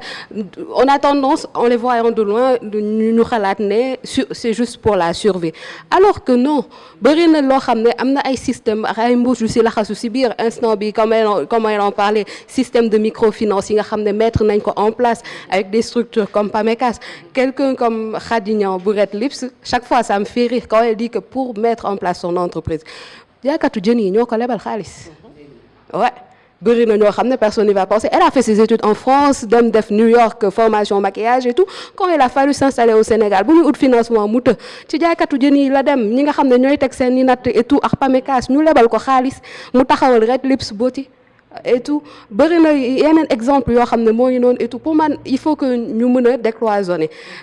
bañ a nekk aussi di ngat ñu xam ne fu nekk mën nañ fa jàngee parce que ñi nga xam ne soi-disant dañ leen di jàppee ne li ñuy def c'est pour la survie am nañ ci leneen loo xam ne les femmes bureaucrates amuñu ko fi mu nekk ni bëri na si ñoo xam ne seen salaire rek la ñuy am 150 200 000 au grand maximum loo xam ne boo ko jotee pàccal ko jeex na waaw comme li ñuy wax rek ñi nga xam ne ñoo gën a sonn mooy ñi nga xam ne weer la ñu yaakaar balaa ngaa ñëw dañuy ànd dem seeti beneen élément ak sunu reporter yi nga xam ne ñu ngi ci tali bi ñu daal di indiwaat beneen jigéen ci beneen secteur bu bees. yaa booy man lay nuyu. waaw soxna si naa def. tur bi naka la ak sant bi. man Oumy Gueye laa tudd. Mareetu Ndiaye. Oumy foo dëkk. Yaraax laa dëkk. Yaraax ngay jóge di xëy si fii. waaw chaque jour. ban heure ngay jóge sa kër di ñëw fii. 5 heures du matin la ñuy yeewu. 5 heures préparé dem marché central jënd door a ñëw Castor Ndiaye. chaque jour lundi ba vendredi wala lundi ba dimanche. di lundi au dimanche. léeg-léeg 4 heures léeg-léeg 5 heures. 5 heures damay dem jóge Fass Mbao dem jënd jën ñëw jaay waaw. gis nga ni daal liggéey bi yaa ngi ci jàppale sa waaw ndànk rek ñu ngi ciy jàppale mu suñu borom kër yi. tey di 8 mars journée mondiale de la femme bis bu ñu jagleel jigéen ñi ñu gis ni yow jàmbaar nga chaque jour yaa ngi jóge sa kër di yow 5 heures du matin du lundi au dimanche ngir jàppale sa borom kër waaye tamit jàppale sa njaboot lan ngay wax sa mbokku jigéen ñi. di leen wax rek ñu gën a góorgóorlu di leen ñaax di leen encourager parce que léegi xool nañ dëkk bi parce que jigéen ñi ñoo ëpp li ñu yëngu si secteur informel bi soo xëyee suba jigéen ngay gis si oto yi ak si tali yi di leen gën a nag ñaax ñu gën a góorgóorlu gën a fas jom incha allah lépp ay baax bu soobee yàlla. moo sama mbokk jigéen ñi nga xam ne bu ñu xëyee moom dañuy toog def ñu dara bu ñu xëyee moom mën nañoo ñëw di góorgóorlu ndax dëkk bi moom fi mu toll nii dafa doy waar il faut ñu jàppale góor yi ndax dëkk bi dafa metti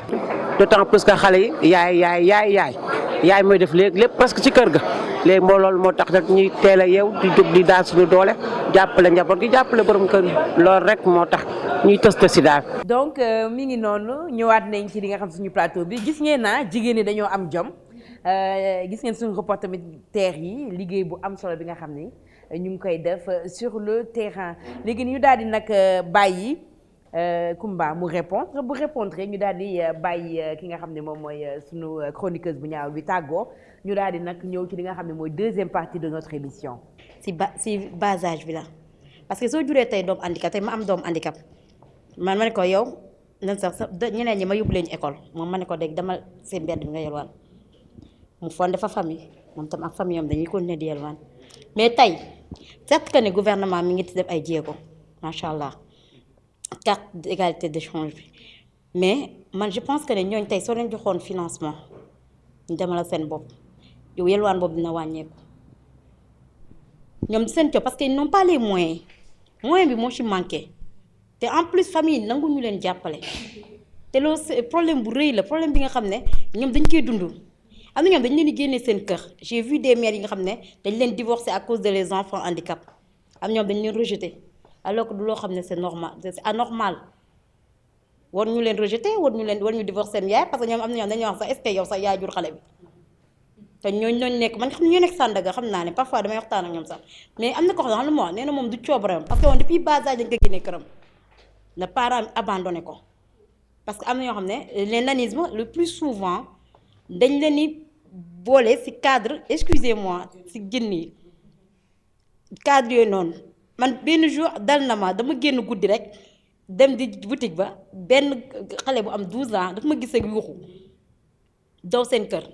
c'est sa grande sœur moo ñëw baal ci àq man comprendre naa parce que la majorité loolu la mais ñooñu noonu du seen coobare si yelwaan bi. pour ñëw sa deuxième question man je pense que ne Kumba moom dans tout ça peut-être que ne avec sama association bi am na benn sax demande yu ma introduire Servir le Sénégal ak présidence pour ñu mën a jàppale man je pense que ne problème bi pour mun ko régler dëgg il faut que ñoom tam ñu am seen propre ministère parce que suñu amee suñu propre ministère dina am ay financement association yi si boobu si baax na trop. mais est-ce que am seen propre ministère du li nga xam ne tamit day yokk stigmatisation bi parce que tamit attention parce que boo créer beneen ministère c'est comme si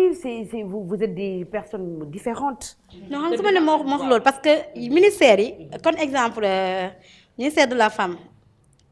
ñooñu certes que ñu ngi def ay financement mais parfois dañuy fàtte. on nous oublie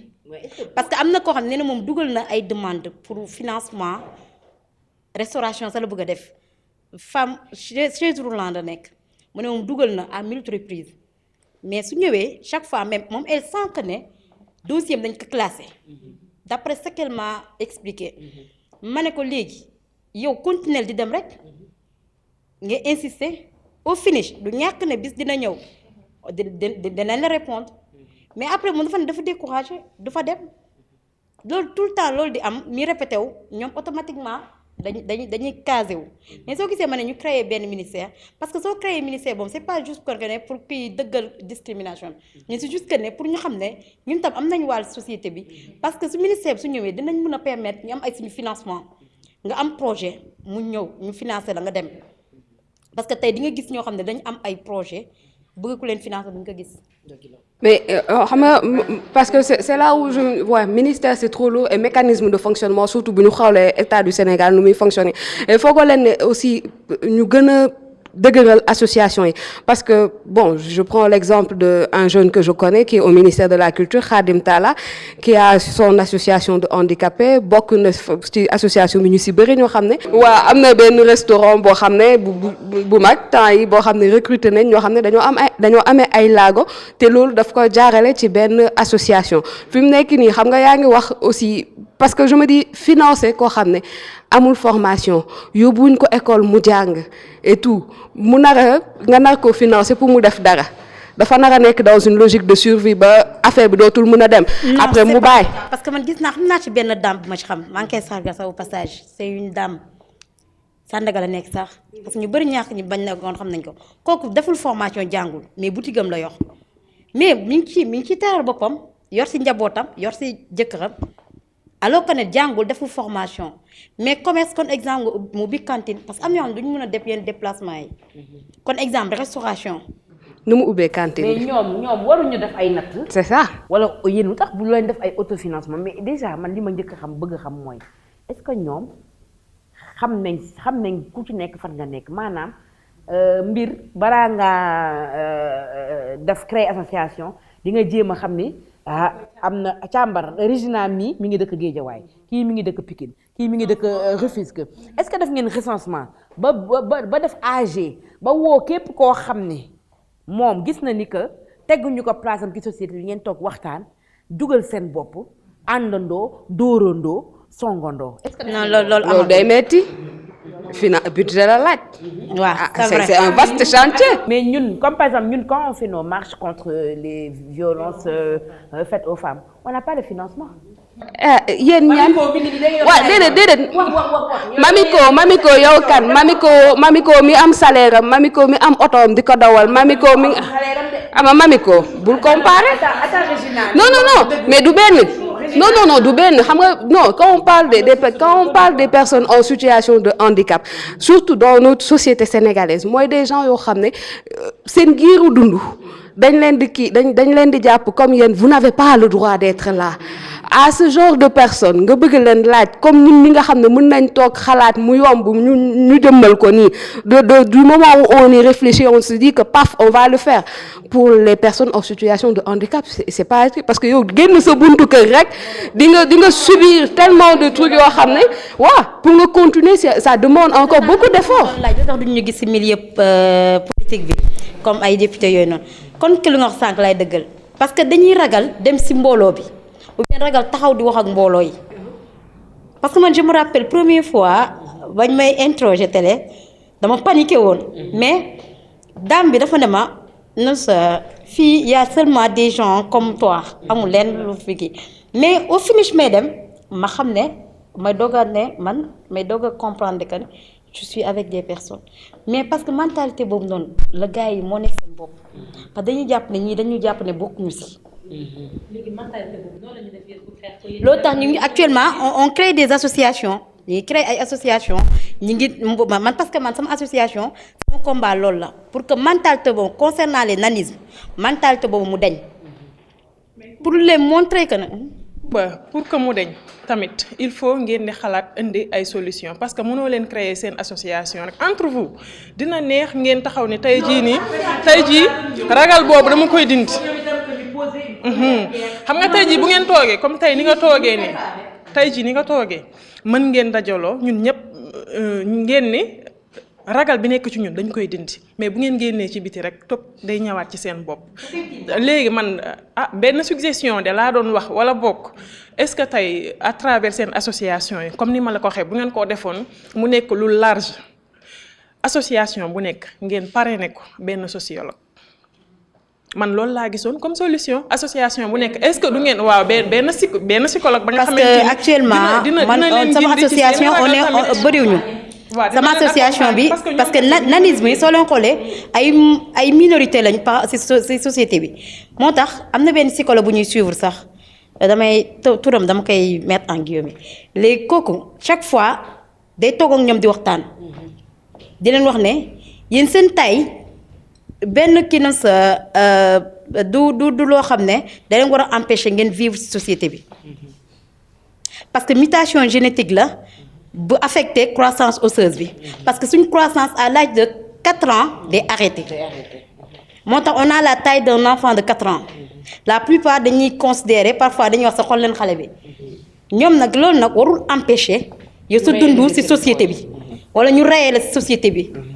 mais malheureusement nag pour nous kon kii nu mu ko waxee dañuy dem mais au finish su mbooloo bëree rek automatiquement dañuy reculer am na ñoom dañ ciy reculer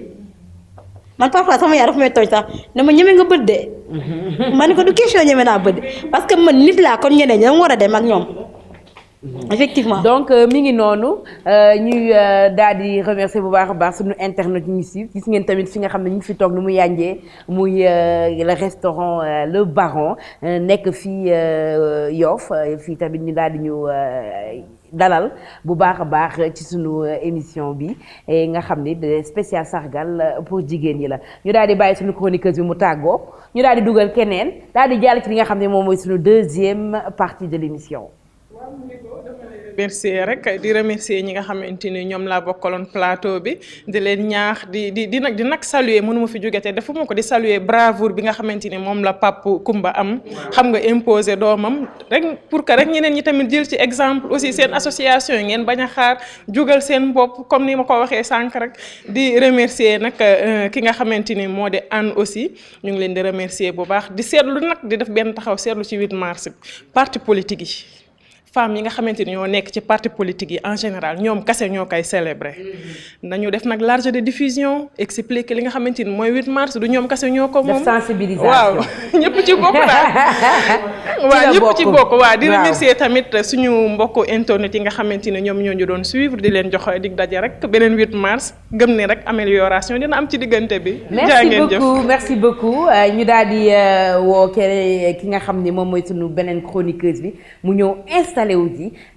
ñu daal di ànd ak tamit suñu beneen reporter mu indi ñu tamit beneen femme ci beneen secteur.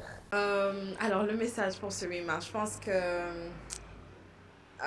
c'est important de s'écouter et de suivre ses passions. Souvent la société va nous dicter n'est-ce pas, ce qu'on devrait faire ou ce qu'on est censé faire. Mais si ça ne nous rend pas heureux, c'est vraiment dommage parce qu'on n'a qu'une vie. Et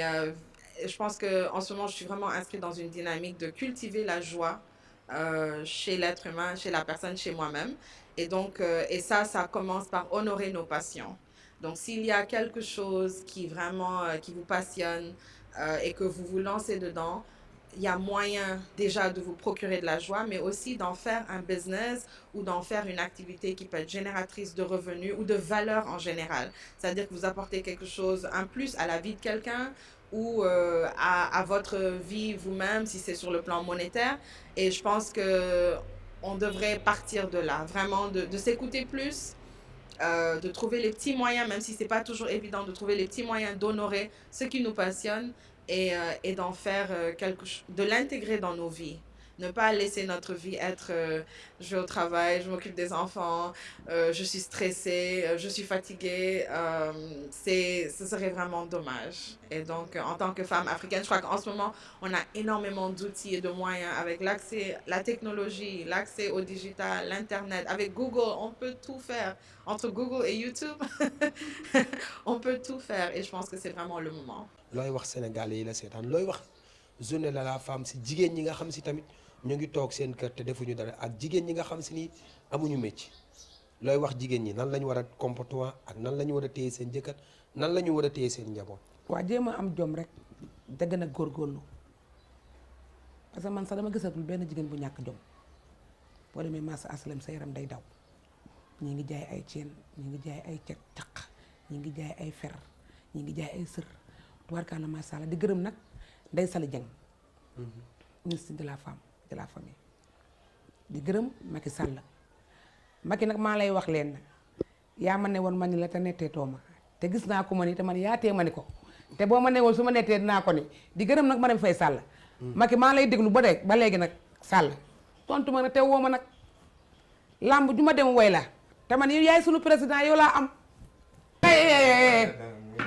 billaay jigéen Sénégal kon nag tey ma gërëm leen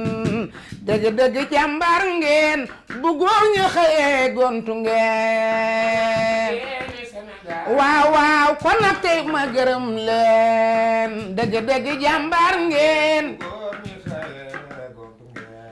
Marème Faye Sall yaa jàppale Macky Sall Marème Faye bu góor ñu xëyee gontu nga Marème Faye Sall dugg waagaan xanjang waagaan tumaay ga waagaan bur séréer am nga ñaanu ko yaay te am nga ñaanu baay waaw kon jigéeni Sénégal kon nag tey ma gërëm leen dëgg-dëgg jàmbaar ngeen bu góor ñu xëyee gontu ngeen waaw waaw kon nag tey ma gërëm leen dëgg-dëgg jàmbaar ngeen nam naa la fi laay woo ana na fi seen yaa bokk ak Aroona ko ba Ndofeen menn maam ñaañaayi say haay alfa la ñuy wooye sa baay maa ngi lay jaale si ga seen mi ne joota noppeegunu na fi am nga ñaanu ki yaay yaa u say yaay jigéen Sénégal kon na tey ma gërëm leen Falloo dëgg-dëgg jàppaar ngeen bu góor ñi xëyee gontu ngeen waaw waaw kon na tey ma gërëm leen dëgg-dëgg jàmbaar ngeen bu góor ñi xëyee gontu ngeen na fi seen na fi waaw mi ngi noonu ñoo ko gisandoo gis ngeen jigéen ñi ay jàmbaar lañu suñu reporter di def nag liggéey bu am solo ci terrain bi ñu leen di remercier ñu leen delloo njukkal ñoom itam parce que ay jigéen lañu. donc ñu daal di jàll suñu deuxième question bi deuxième partie bi dañuy wax ci li nga xam ne moom mooy l'évolution des femmes ci secteur rural c'est très important parce que tamit comme ni ñuy waxee moom ni mu ne dañuy fàtte des personnes ñi nga xam ne souffrent d'handicap noonu la ñuy fàtte tamit ñi nga xam ne ñoo nekk ci secteur rural bi ma bàyyi Maya mu daal di ubbi li nga xam ne moom mooy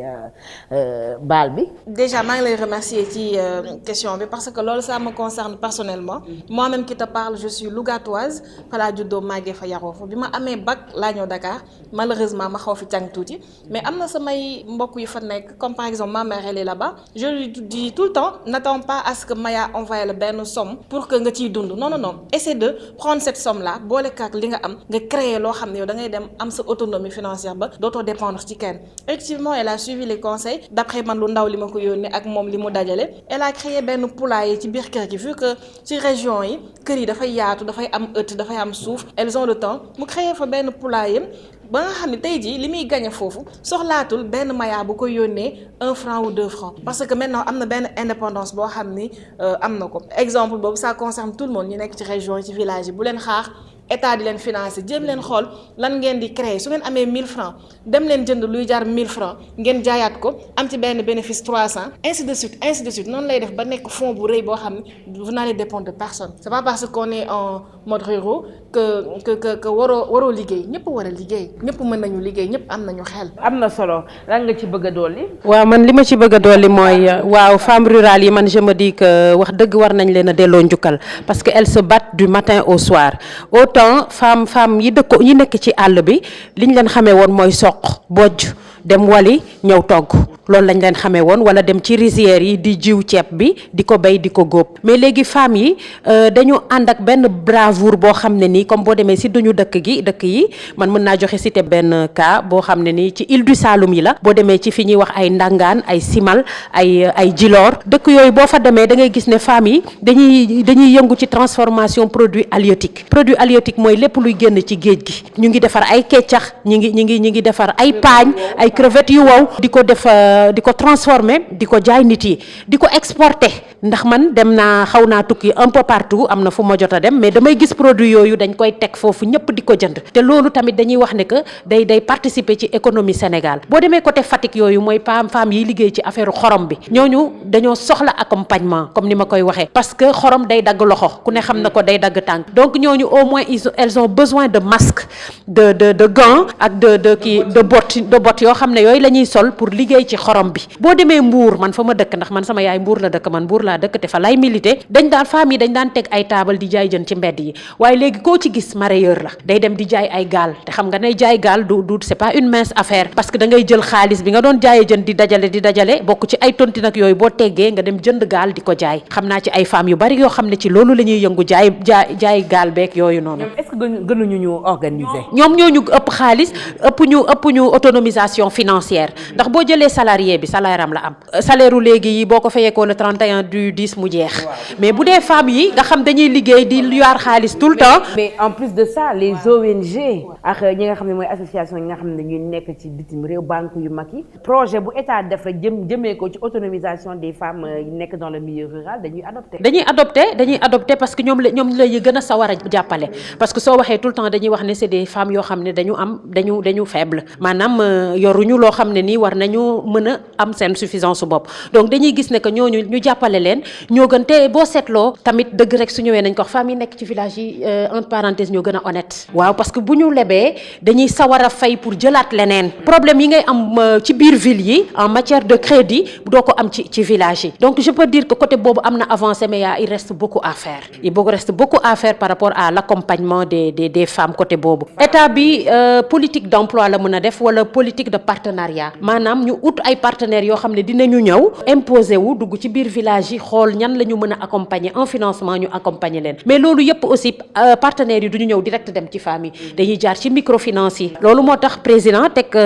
boo seetloo am na ministère boo xam ne mooy toppatoo tout ce qui est microfinance mooy bu Zahra Iyane Thiam bi ñu nuyu ko au passage moo taxoon ma bëggoon chevaucher tuuti ci kii li mu wax par rapport ak Kumba par rapport ak ñi nga xam ñi ngi vivre situation handicap te bénéficier wuñu ci financement yi bu ngeen regroupé woo en association ou en GIE légalement constitué. Moi je vois que su ngeen demoon tey ci benn Zahra Iyane Thiam jëm ko gis ut fa audience dina leen recevoir wax leen naka ngeen di def ak keneen. Bu ñu jógee ci Zahra mën ngeen dem ci DER parce que président teg na fi li ñuy wax DER te DER day financer nit yi donc foog naa ne xëy na yéen da ngeen a jotagul fi ngeen war a jot wala xëy na da ngeen a defaroogul ba war a mën a dem foofu moo tax jotagu leen ci financement yi mais si vous êtes légalement constitué moi je vois que am na ay voies et moyens yoo xam bu ngeen ko utiliser di ngeen am financement. Mais est-ce que la sensibilisation passe?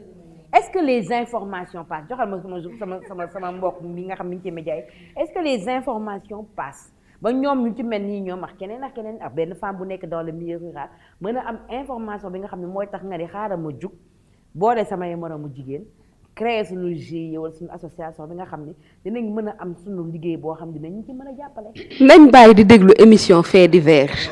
di déglu émission yi nga xam ne mooy wax lu ci lu jëm ci professionnel Sénégal loolooy problème bi dañuy topp kaa di topp lu ñàkk fayda bàyyi fulla gi loolooy problème bi parce que en matière d'information boo dégloo une édition classique di nga ci dégg loo xam ne dina la mën a intéresser ci sa domaine d'activité waaye yow dégluwoo journal boobu de. parce que yéen bés bu ne ngeen dem ci ay couverture médiatique ñu ne leen tey jii telle banque créé na indi na tant de milliards. indi na ay fonds yoo xam ne c'est dédié à benn secteur boo xam ne pour cible bi c'est les jeunes les femmes wala c'est ceux qui sont en situation de handicap nga wax ci nga dem def ci un grand dossier et tout mais personne ne va l'écouter nga bind ci article bu rëy fa lañ koy bax on préférera parler du divorce des informations people. yow d'accord nga ci li mu wax jox ko micro bi d'accord nga ci est-ce que yéen a ngi suivre les informations ak lépp li nga xam ne financement la luy jëm ci jigéen yi parce que il faut savoir que en 2020 depuis 2019 laay wax et 2020 il y a eu beaucoup de financement yoo xam ne sànni nañ ko fii ci Sénégal joxe nañ ko ci Sénégal lépp pour toppatoo jigéen lépp pour jàppale jigéen lépp aussi pour dooleel jigéen est-ce que yéen a ngi koy yëg. waaw am na suñ benn partie kii sa association bi am na si koo xam ne financé nañ ko parce que actuellement sax restauration la ubbi. benn restauration mais restauration macha allah DER la jóge mais kii na sa dame bi malgré que handicapam mais restauration bi macha allah mi ngi dox bu baax te les gens dañuy ñëw xam nga parfois au début xawoon na métti woon tuuti mais ba gars yi xam dem ba xam mi ngi ci financement yi moom. c'est important ñu bàyyi introduire suñu chroniqueuse mu daal di moom itam ci géew gi daal di wax tamit li nga xam ne question yi nga xam ne am na ko bu ko posé Maya wala Kumba wala Anne-Françoise wala Regina. waaw asalaamaaleykum waa plateau bi maa ngi am mbégte saa su ne di jàkkaarloo woon sama sœur yi ñaawul yi macha allah ñëw nuyu Kumba di nuyu Maya di nuyu Dixa Mamiko ma sœur di nuyu Tata Anne avec Regina di leen jaajëfal ci plateau bi. ci Tata Anne lay njëkkee gis naa sa biir wax yaa ngi ne affaire développement politique u Sénégal ci yooyu ngay dox. Bon, bëggoon naa la laaj pourquoi dit-on que la femme occupe une place primordiale dans ce pays que sur le plan politique, économique et social? Pourquoi ngeen jox jigéen gëdd boobu ngeen ni mi ngi ci politique bi mi ngi ci social bi mi ngi ci économique bi te am na ñi nga xamante ni gisuñu ci seen bopp loolu bëggoon naa nga ñëw foofu tuuti nga leeralal ma su ma jógee ci yow ma dem ci Kumba foog ma wax ci moom parce que maa ngi dégg seen biir wax yee ngeen di waxu mendiant yelwaan bi bari na ci dëkk bi mais man dama jàpp ni lépp ci base bi la base bi mooy parents yi parce que déjà parents yi bu ñu defee seen xel ni seen doom yi handicap la rek c'est déjà parti handicap boobu lu ñuy dundee lu ñuy màggaale ba waral ñu jël seen ay pousse-pousse di leen teg ci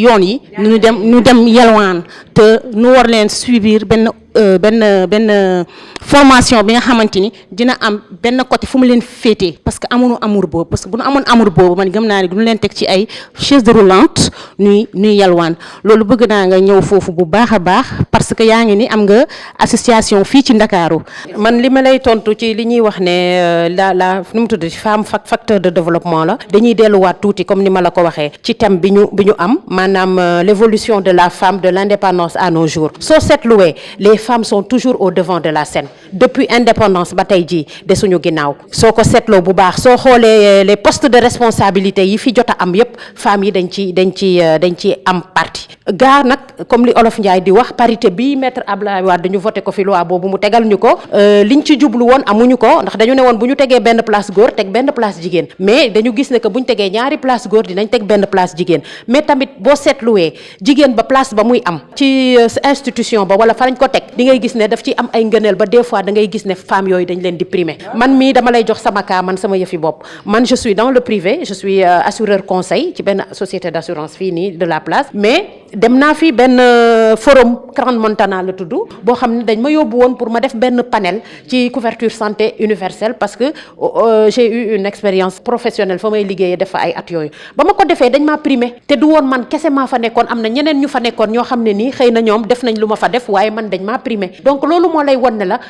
égalité des chances bi ñuy wax dafa am ndax tey boo seetloo je vais revenir sur par rapport à ta cousine la première femme pilote bi intégré armée nekk pilote de la gendarmerie Rokhaya Lo la femme boobu métier yooyu armée gendarmerie police ñu ngi ciy gis jigéen te autant daawuñu leen ci gis instant bii ni côté politique booy seetaan plateau yi di nga gis ne que jigéen ñi dañuy imposer wu mën nañu joxe benn exemple comme ni mu ko waxee mën nañu joxe Mimi Touré mën nañu joxe Nafi voilà l'association des juristes mën nañu joxe Nafi Ngom Keïta bi nga xam ne femme bu yoroon OFNAC la muy institution boo xam ne nii institution bu dëgër la ci dëkk bi donc pour te dire que femme facteur de développement la te ñu ngi dox ci ay jéego pour ñu mën ñu gis des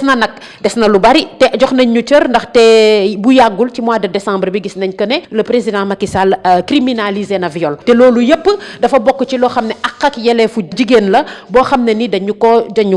jagleel donc de ce fait koo xam ne nii mës nañ la violer wala nangam da ngay gis léegi télé yi dañuy affiché wu génn di expliquer seeni problème te autant dañ ko daan nëppal ci famille yi donc loolu dalay won ne que y a un réveil vraiment y a un réveil boo xam ne nii ci population bi gis nañ ko ci changement de mentalité bi aussi ñu ngi ko ciy gis bu baax a baax a baax. c'est important loolu bokk na ci li nga xam ne fi mu wax foofu bokk na ci li mu wax lu mu gën a neex. le fait que les femmes se réveillent que jigéen ñi nangootuñu ku leen bunnu xataal jigéen ñi nangootuñu ku leen naqaral waxuma na nag nga leen di dóor aussi gis nañ tamit jigéen ñi jug nañ ñoom ñëpp taxaw booloo ne déet viol dootul amati et c'est très important. la lutte contre la pédophilie le viol ak lépp li nga xam ne mooy violence faite sur la femme ak waxtu bi nag guddul. waa tuuti ma ñëw foofu si Anne Françoise yéen ay entrepreneur ngeen ay sociologue ngeen ay économiste ngeen mais seen structure man en tant que jigéen te machallah je voyage un peu damay gis ne yéen soit si politiciens yi ngeen di basé wu si cuubkat yi si yeneen fànn yi nga xamante ni am na li nekk ci suñu réew mi yéen man gisuma leen fa mbëbës place mbalit bi mais y a des femmes qui sont là-bas avec des difficultés di for ay mbalit di for ay bidon di for ay affaires pour dem di ko jaay pour satisfaire leur famille xam nga laa gisuma yéen ngeen wax si et pourtant ci réew mi lu ñu bokk te ñooñu duñ leen war a sargal parce que sargal jigéen chaque jour que Dieu fait la nekk na lu doy waar parce que ñoom ñoo ñu dund li nga xamante ni man gisaguma ñi fa dem te yéen comme que yéen ay entrepreneur pourquoi pas yéen ngeen dem ngeen gisee ak ñoom ngeen jéem a xool ni ngeen def pour seen structure. en fait ñun ci ñëpp la ñuy jàppale comme ni ma ko waxee ñëpp fànn bu nekk ñëpp la ñuy jàppale mais boo seetluwee aussi foofu dinaa la jox benn firnde boo seetluwoo ministre urbanisme muy Abdou Karim Fofana dox na ay jéego yu bu am solo bi mu demee Mbëbës ndaxte daje na fa ak femmes yi daje na fa ak ña fay liggéey am na lu mu fa teg ba ne leen que dina leen jàppale par rapport ak loolu pour produit ak objet yi ñuy jël di ko recycler ñu mën ci gis seen bopp ñun sax du suñu coobare bu ñu sañoon jigéen du liggéey ci mbalit ndax nag jigéen am na place bu mu gën a yellool bu dul ci mbalit waaye nag jamono moo tëddee noo xam ne nii fu la leer ne mën nga faa dem pour nga am fa dara loo sutur la woo ak loo jox sa njaboot nga dem fa waaye terewul ñu ngi ciy jàpp mais problème bi mooy comme niñ koy waxee rek sànq moom laa wax ñi il faut ngeen xam fi ngeen mën a jëm parce que ñun duñu mën tout le temps di jóg di dem ci nit ñi nit yi ñooy dem à l'information. ajo ñu bàyyi nag ki nga xam ne moom mooy Kumba mu répondre li nga xam ne moom mooy question bi mu la posé. man chance fu ma am sama moroom yu bëri amuñu ko parce que man dama am parent boo xam ne enseignant la léegi moom depuis bas âge kon ni ma ko waxee au début rek daf ma teel a def sama bopp ne t'es pas un handicap am na ñoo xam ne chance moom la amuñu ko parce que kon kii nu mu ko waxee léegi am na parents yi su ñu amee doom handicap rek dañuy wax sama am alal yoo am ñëw na automatiquement xale bi dañ koy dem teg ci mbedd bi à l'âge de 3 ans xoolal danger bu nekk foofu noonu trottoir bi oto yi mooy jóg di dem yelwaan te xam nañ ne Sénégal parce que am nañ yërmande léegi automatiquement suñu gisee xale bi dañ koy jox léegi parents yi nag chaque jour xale soo ko depuis bas âge nga defloo si bopp bi loolu lay màggaale léegi muy moom tam su màggee noonu lay continuer dem alors que parents dañu war a xam ne seen doom handicap boobu ñoom jox ñu ko seen bopp dem ñun choisir ñu tamit nekk handicap parce que c'est la création divine yàlla moo ñu créé noonu kon au contraire da nga gën a fonk won ko ne soo mënee jox sa plus d'amour moom par rapport à tes autres enfants pour mu mën a sentir boppam ci kër gi mais am na ñoom dañu leen isolé ignorer leen di leen métital am na ñoom duñ sax lekk. bu boobaa fekk nag rey nga li nga xam ne mooy le peu d'estime bi nga xam ne am na ko léegi ñu daal di jàll nag ci li nga xam ne moom mooy les nouveaux métiers avec Régina nouveau métier bi nga ne nouveau métier on dit li nga xam ne mooy ñoom community manager mooy ñi nga xam ni ñu ngi liggéey ci digital bi ak yeneen ñooñu ça montre aussi une évolution de la femme fii ci Sénégal tamit parce que yaakaar naa ni tamit le digital a donné la voix aux femmes de pouvoir s'exprimer. Parce que le digital moo donné de la force à des campagnes comme Noppi Wuñu ko où on a dafa doy. Voilà, dafa doy. Je peux en citer plein parce que même quand il s'agit de période Billet Vert Afrique, campagne Billet Vert, période c'était vraiment des combats de femmes. te xam nga li may wax moom li ma doon wax sànq autant. Sur le plan de la loi, il y a beaucoup de droits qui ont été donnés à la femme, mais socialement, dafay mel ni instant bi tout concourt à faire disparaître la femme de l'espace public. ñuy indi ay arguments yoo xam ne parfois teguñu ko fenn, mais dañoo dem ba àgg nañ bon je sais pas parce que niveau statistique comme on dira que sur le plan de la parité effectivement pour tout ce qui est élection et semi-électif, ça a permis à ce qu'il y ait plus de femmes dans les instances de prise de décision comme à l'Assemblée et tout, mais quand on voit les nominations aujourd'hui de plus en plus il y a moins de femmes fii nii fu ñu toll nii en 2020 mën nañ ne diggante bi nga xam ne moom la Macky Sall nekk président c'est par exemple là qu'il y a eu la première femme gouverneur qu'il y a eu des femmes yoo xam ne responsabilisé nañ leen ci yenn poste yi yoo xam ne doon fa woon gis ay femmes et tout mais dafa mel ni dañuy def annonce bi après ñu dawal quelque temps loolu yëpp nga gis déjà on dégomme ces femmes ñu yóbbu leen ci yeneen poste tegaat fa ay hommes waaw wala sax benn femme députée par exemple bu amee gàllankoor wala bu disparaître systématiquement on fait remplacer par un homme et tout et la question ne se pose pas si un homme disparaît ñu war ko remplacer par une femme tellement gars yi itam ñu jéem a ut benn njuuj njaaj tegaat fa benn góor et ci politique yi ci parti politique yi bëri na ay partis yoo xam ne moom laa leen wax ma leen fi mu nekk nii pour moi dans les partis politiques il y a pas pire aberration que les cellules féminines parce qu'on se demande finalement à quoi elles servent ndax da ngay toog cellule genre ba amuñu budget amuñu dara waaw yow daal peut-être dinañ la ne yow yaay responsable cellule genre ñu teg la fi non mais looloo fi am bokk na sax ci gap yi à corriger dans le cadre du ci nax ñu la ñu dëkk et comme ñun tamit nag xam nga suñu attention lu ko détourné dafa yomb donc fi mu nekk nii par exemple moom laay wax ma ni quand on voit la loi sur le viol et tout pour avoir été journaliste pour avoir couvert beaucoup de sessions de la cour d'assises devenue aujourd'hui la chambre criminelle jàmbat yi ñu doon jàmbat ci loi Latif Gueye ndax doon wax ne ça contribue à engorgement prison yi et tout ça mais c'est la même chose avec nu ñu koy waxatee criminalisation du viol et de la pédophilie te on perd voilà on se réjouit que c'est un acquis et tout mais on ne se rend pas compte magistrat yi lu mu wax mais traumatisme bi moo mën a doon bu fekkee ne enquête bi instruction bi ça va prendre du temps quelqu'un qui a été violé qui a décidé de porter plainte enquête bi war a def 5 ans elle va essayer de se reconstruire mais imaginez chaque fois bu ko enquête bi laajee ñu woowaat ko encore pour lui faire revivre ça et est-ce que ñi nga xam ne ñoo nekk au cœur de la justice dinañ am formation bi nga xam ne dinañ xam comment aborder le sujet avec cette victime qui a été marquée à vie voilà te fi mu nekk nii boo xoolee déjà comment ñi nga xam ne ñoo nekk dans la justice ni ñu ko jëlee dafa mel ni c'est un truc c'est une cabale contre les hommes et il y a tout ça finalement même les accusés ont plus je sais pas les gens ont plus pitié des potentiels accusés qui seront que des victimes qui sont quand même des victimes. Ouais et voilà ce sont des choses yoo xam ne même comment on aborde le sujet instant bi nous on parle beaucoup on a le droit à la parole nous les femmes citadines et tout aujourd'hui il ne suffit pas d'être journaliste pour pouvoir parler tout le monde peut Ouais, tout le monde a la capacité de dire et tout, mais nécessairement il faudrait une éducation dans ça parce que loolu waral ba léegi dérive yu ñuy gis instant bi je me dis que bu Sénégal bu nit ñi amoon logique ku porter plainte dina bëri ñoo xam ne ci kaso bi la ñuy fanaan tout le temps. dëgg la donc émission bi neex na li ñuy wax yëpp mënul cee xaj te dañuy daal di bàyyi ku ci nekk tàggoo ñu daal di reporter ko woowaat leen ñu def beneen thème parce que lii nag moom vraiment plateau bi nga xam ni am na neex na ma lool te vraiment j'ai envie d'aller loin donc tàggoo leen joxe solution wala lépp li nga xam ne yéen yaakaar ngeen ne buñ ko doolee ci réew mi jigéen yi nañ ci gën a gis seen bopp. donc maa ngi leen di remercier ci invitation bi yii nii warul di gëj am pas uniquement pour Maya mais am na beneen sukkay am na beneen keneen koo xam ne mi ngi def lu doy wax ci secteur bi loo xam ne kenn xamu ko et pourtant mi ngi faj buumu gàcce yi comme on dit donc sama mbokk jigéen ñi laay waxal ku jàng ak ku jàngul ñëpp mën nañoo liggéey nga am financement wala nga ñàkk bañ a am financement nga gëm ko parce que góor fu mu mën a tabaxee kër jigéen war fa mën a jënd terrain tabax kër góor fu mu mën a jëlee 5000 francs jox la dépense nga war a jël sa 10 000 francs teg ci mu gën a neex donc ñëpp mën nañoo liggéey donc courage à tout le monde et bonne fête de 8 mars à nous tous. moom mu daal di wax moom itam dernier moom ak solution am daal di tàggoo. maa ngi lay remercier ci invitation bi kontaan naa trop di ñaan tamit prochaine fois ñu def yeneen jigéen handicapé yi nga xam ne ñu ngi ci waar bi man solution bu ma kii ci parents yi laay waxal ñu gën a ñaax seen doom yi gën leen jox amour gën leen pousser am confiance en soi dugal leen école ñu jàngi bu ñu leen bàyyi ci kër gi nañ leen bàyyi comme seen yeneen doom yi ñuy jàngi. état bi waxal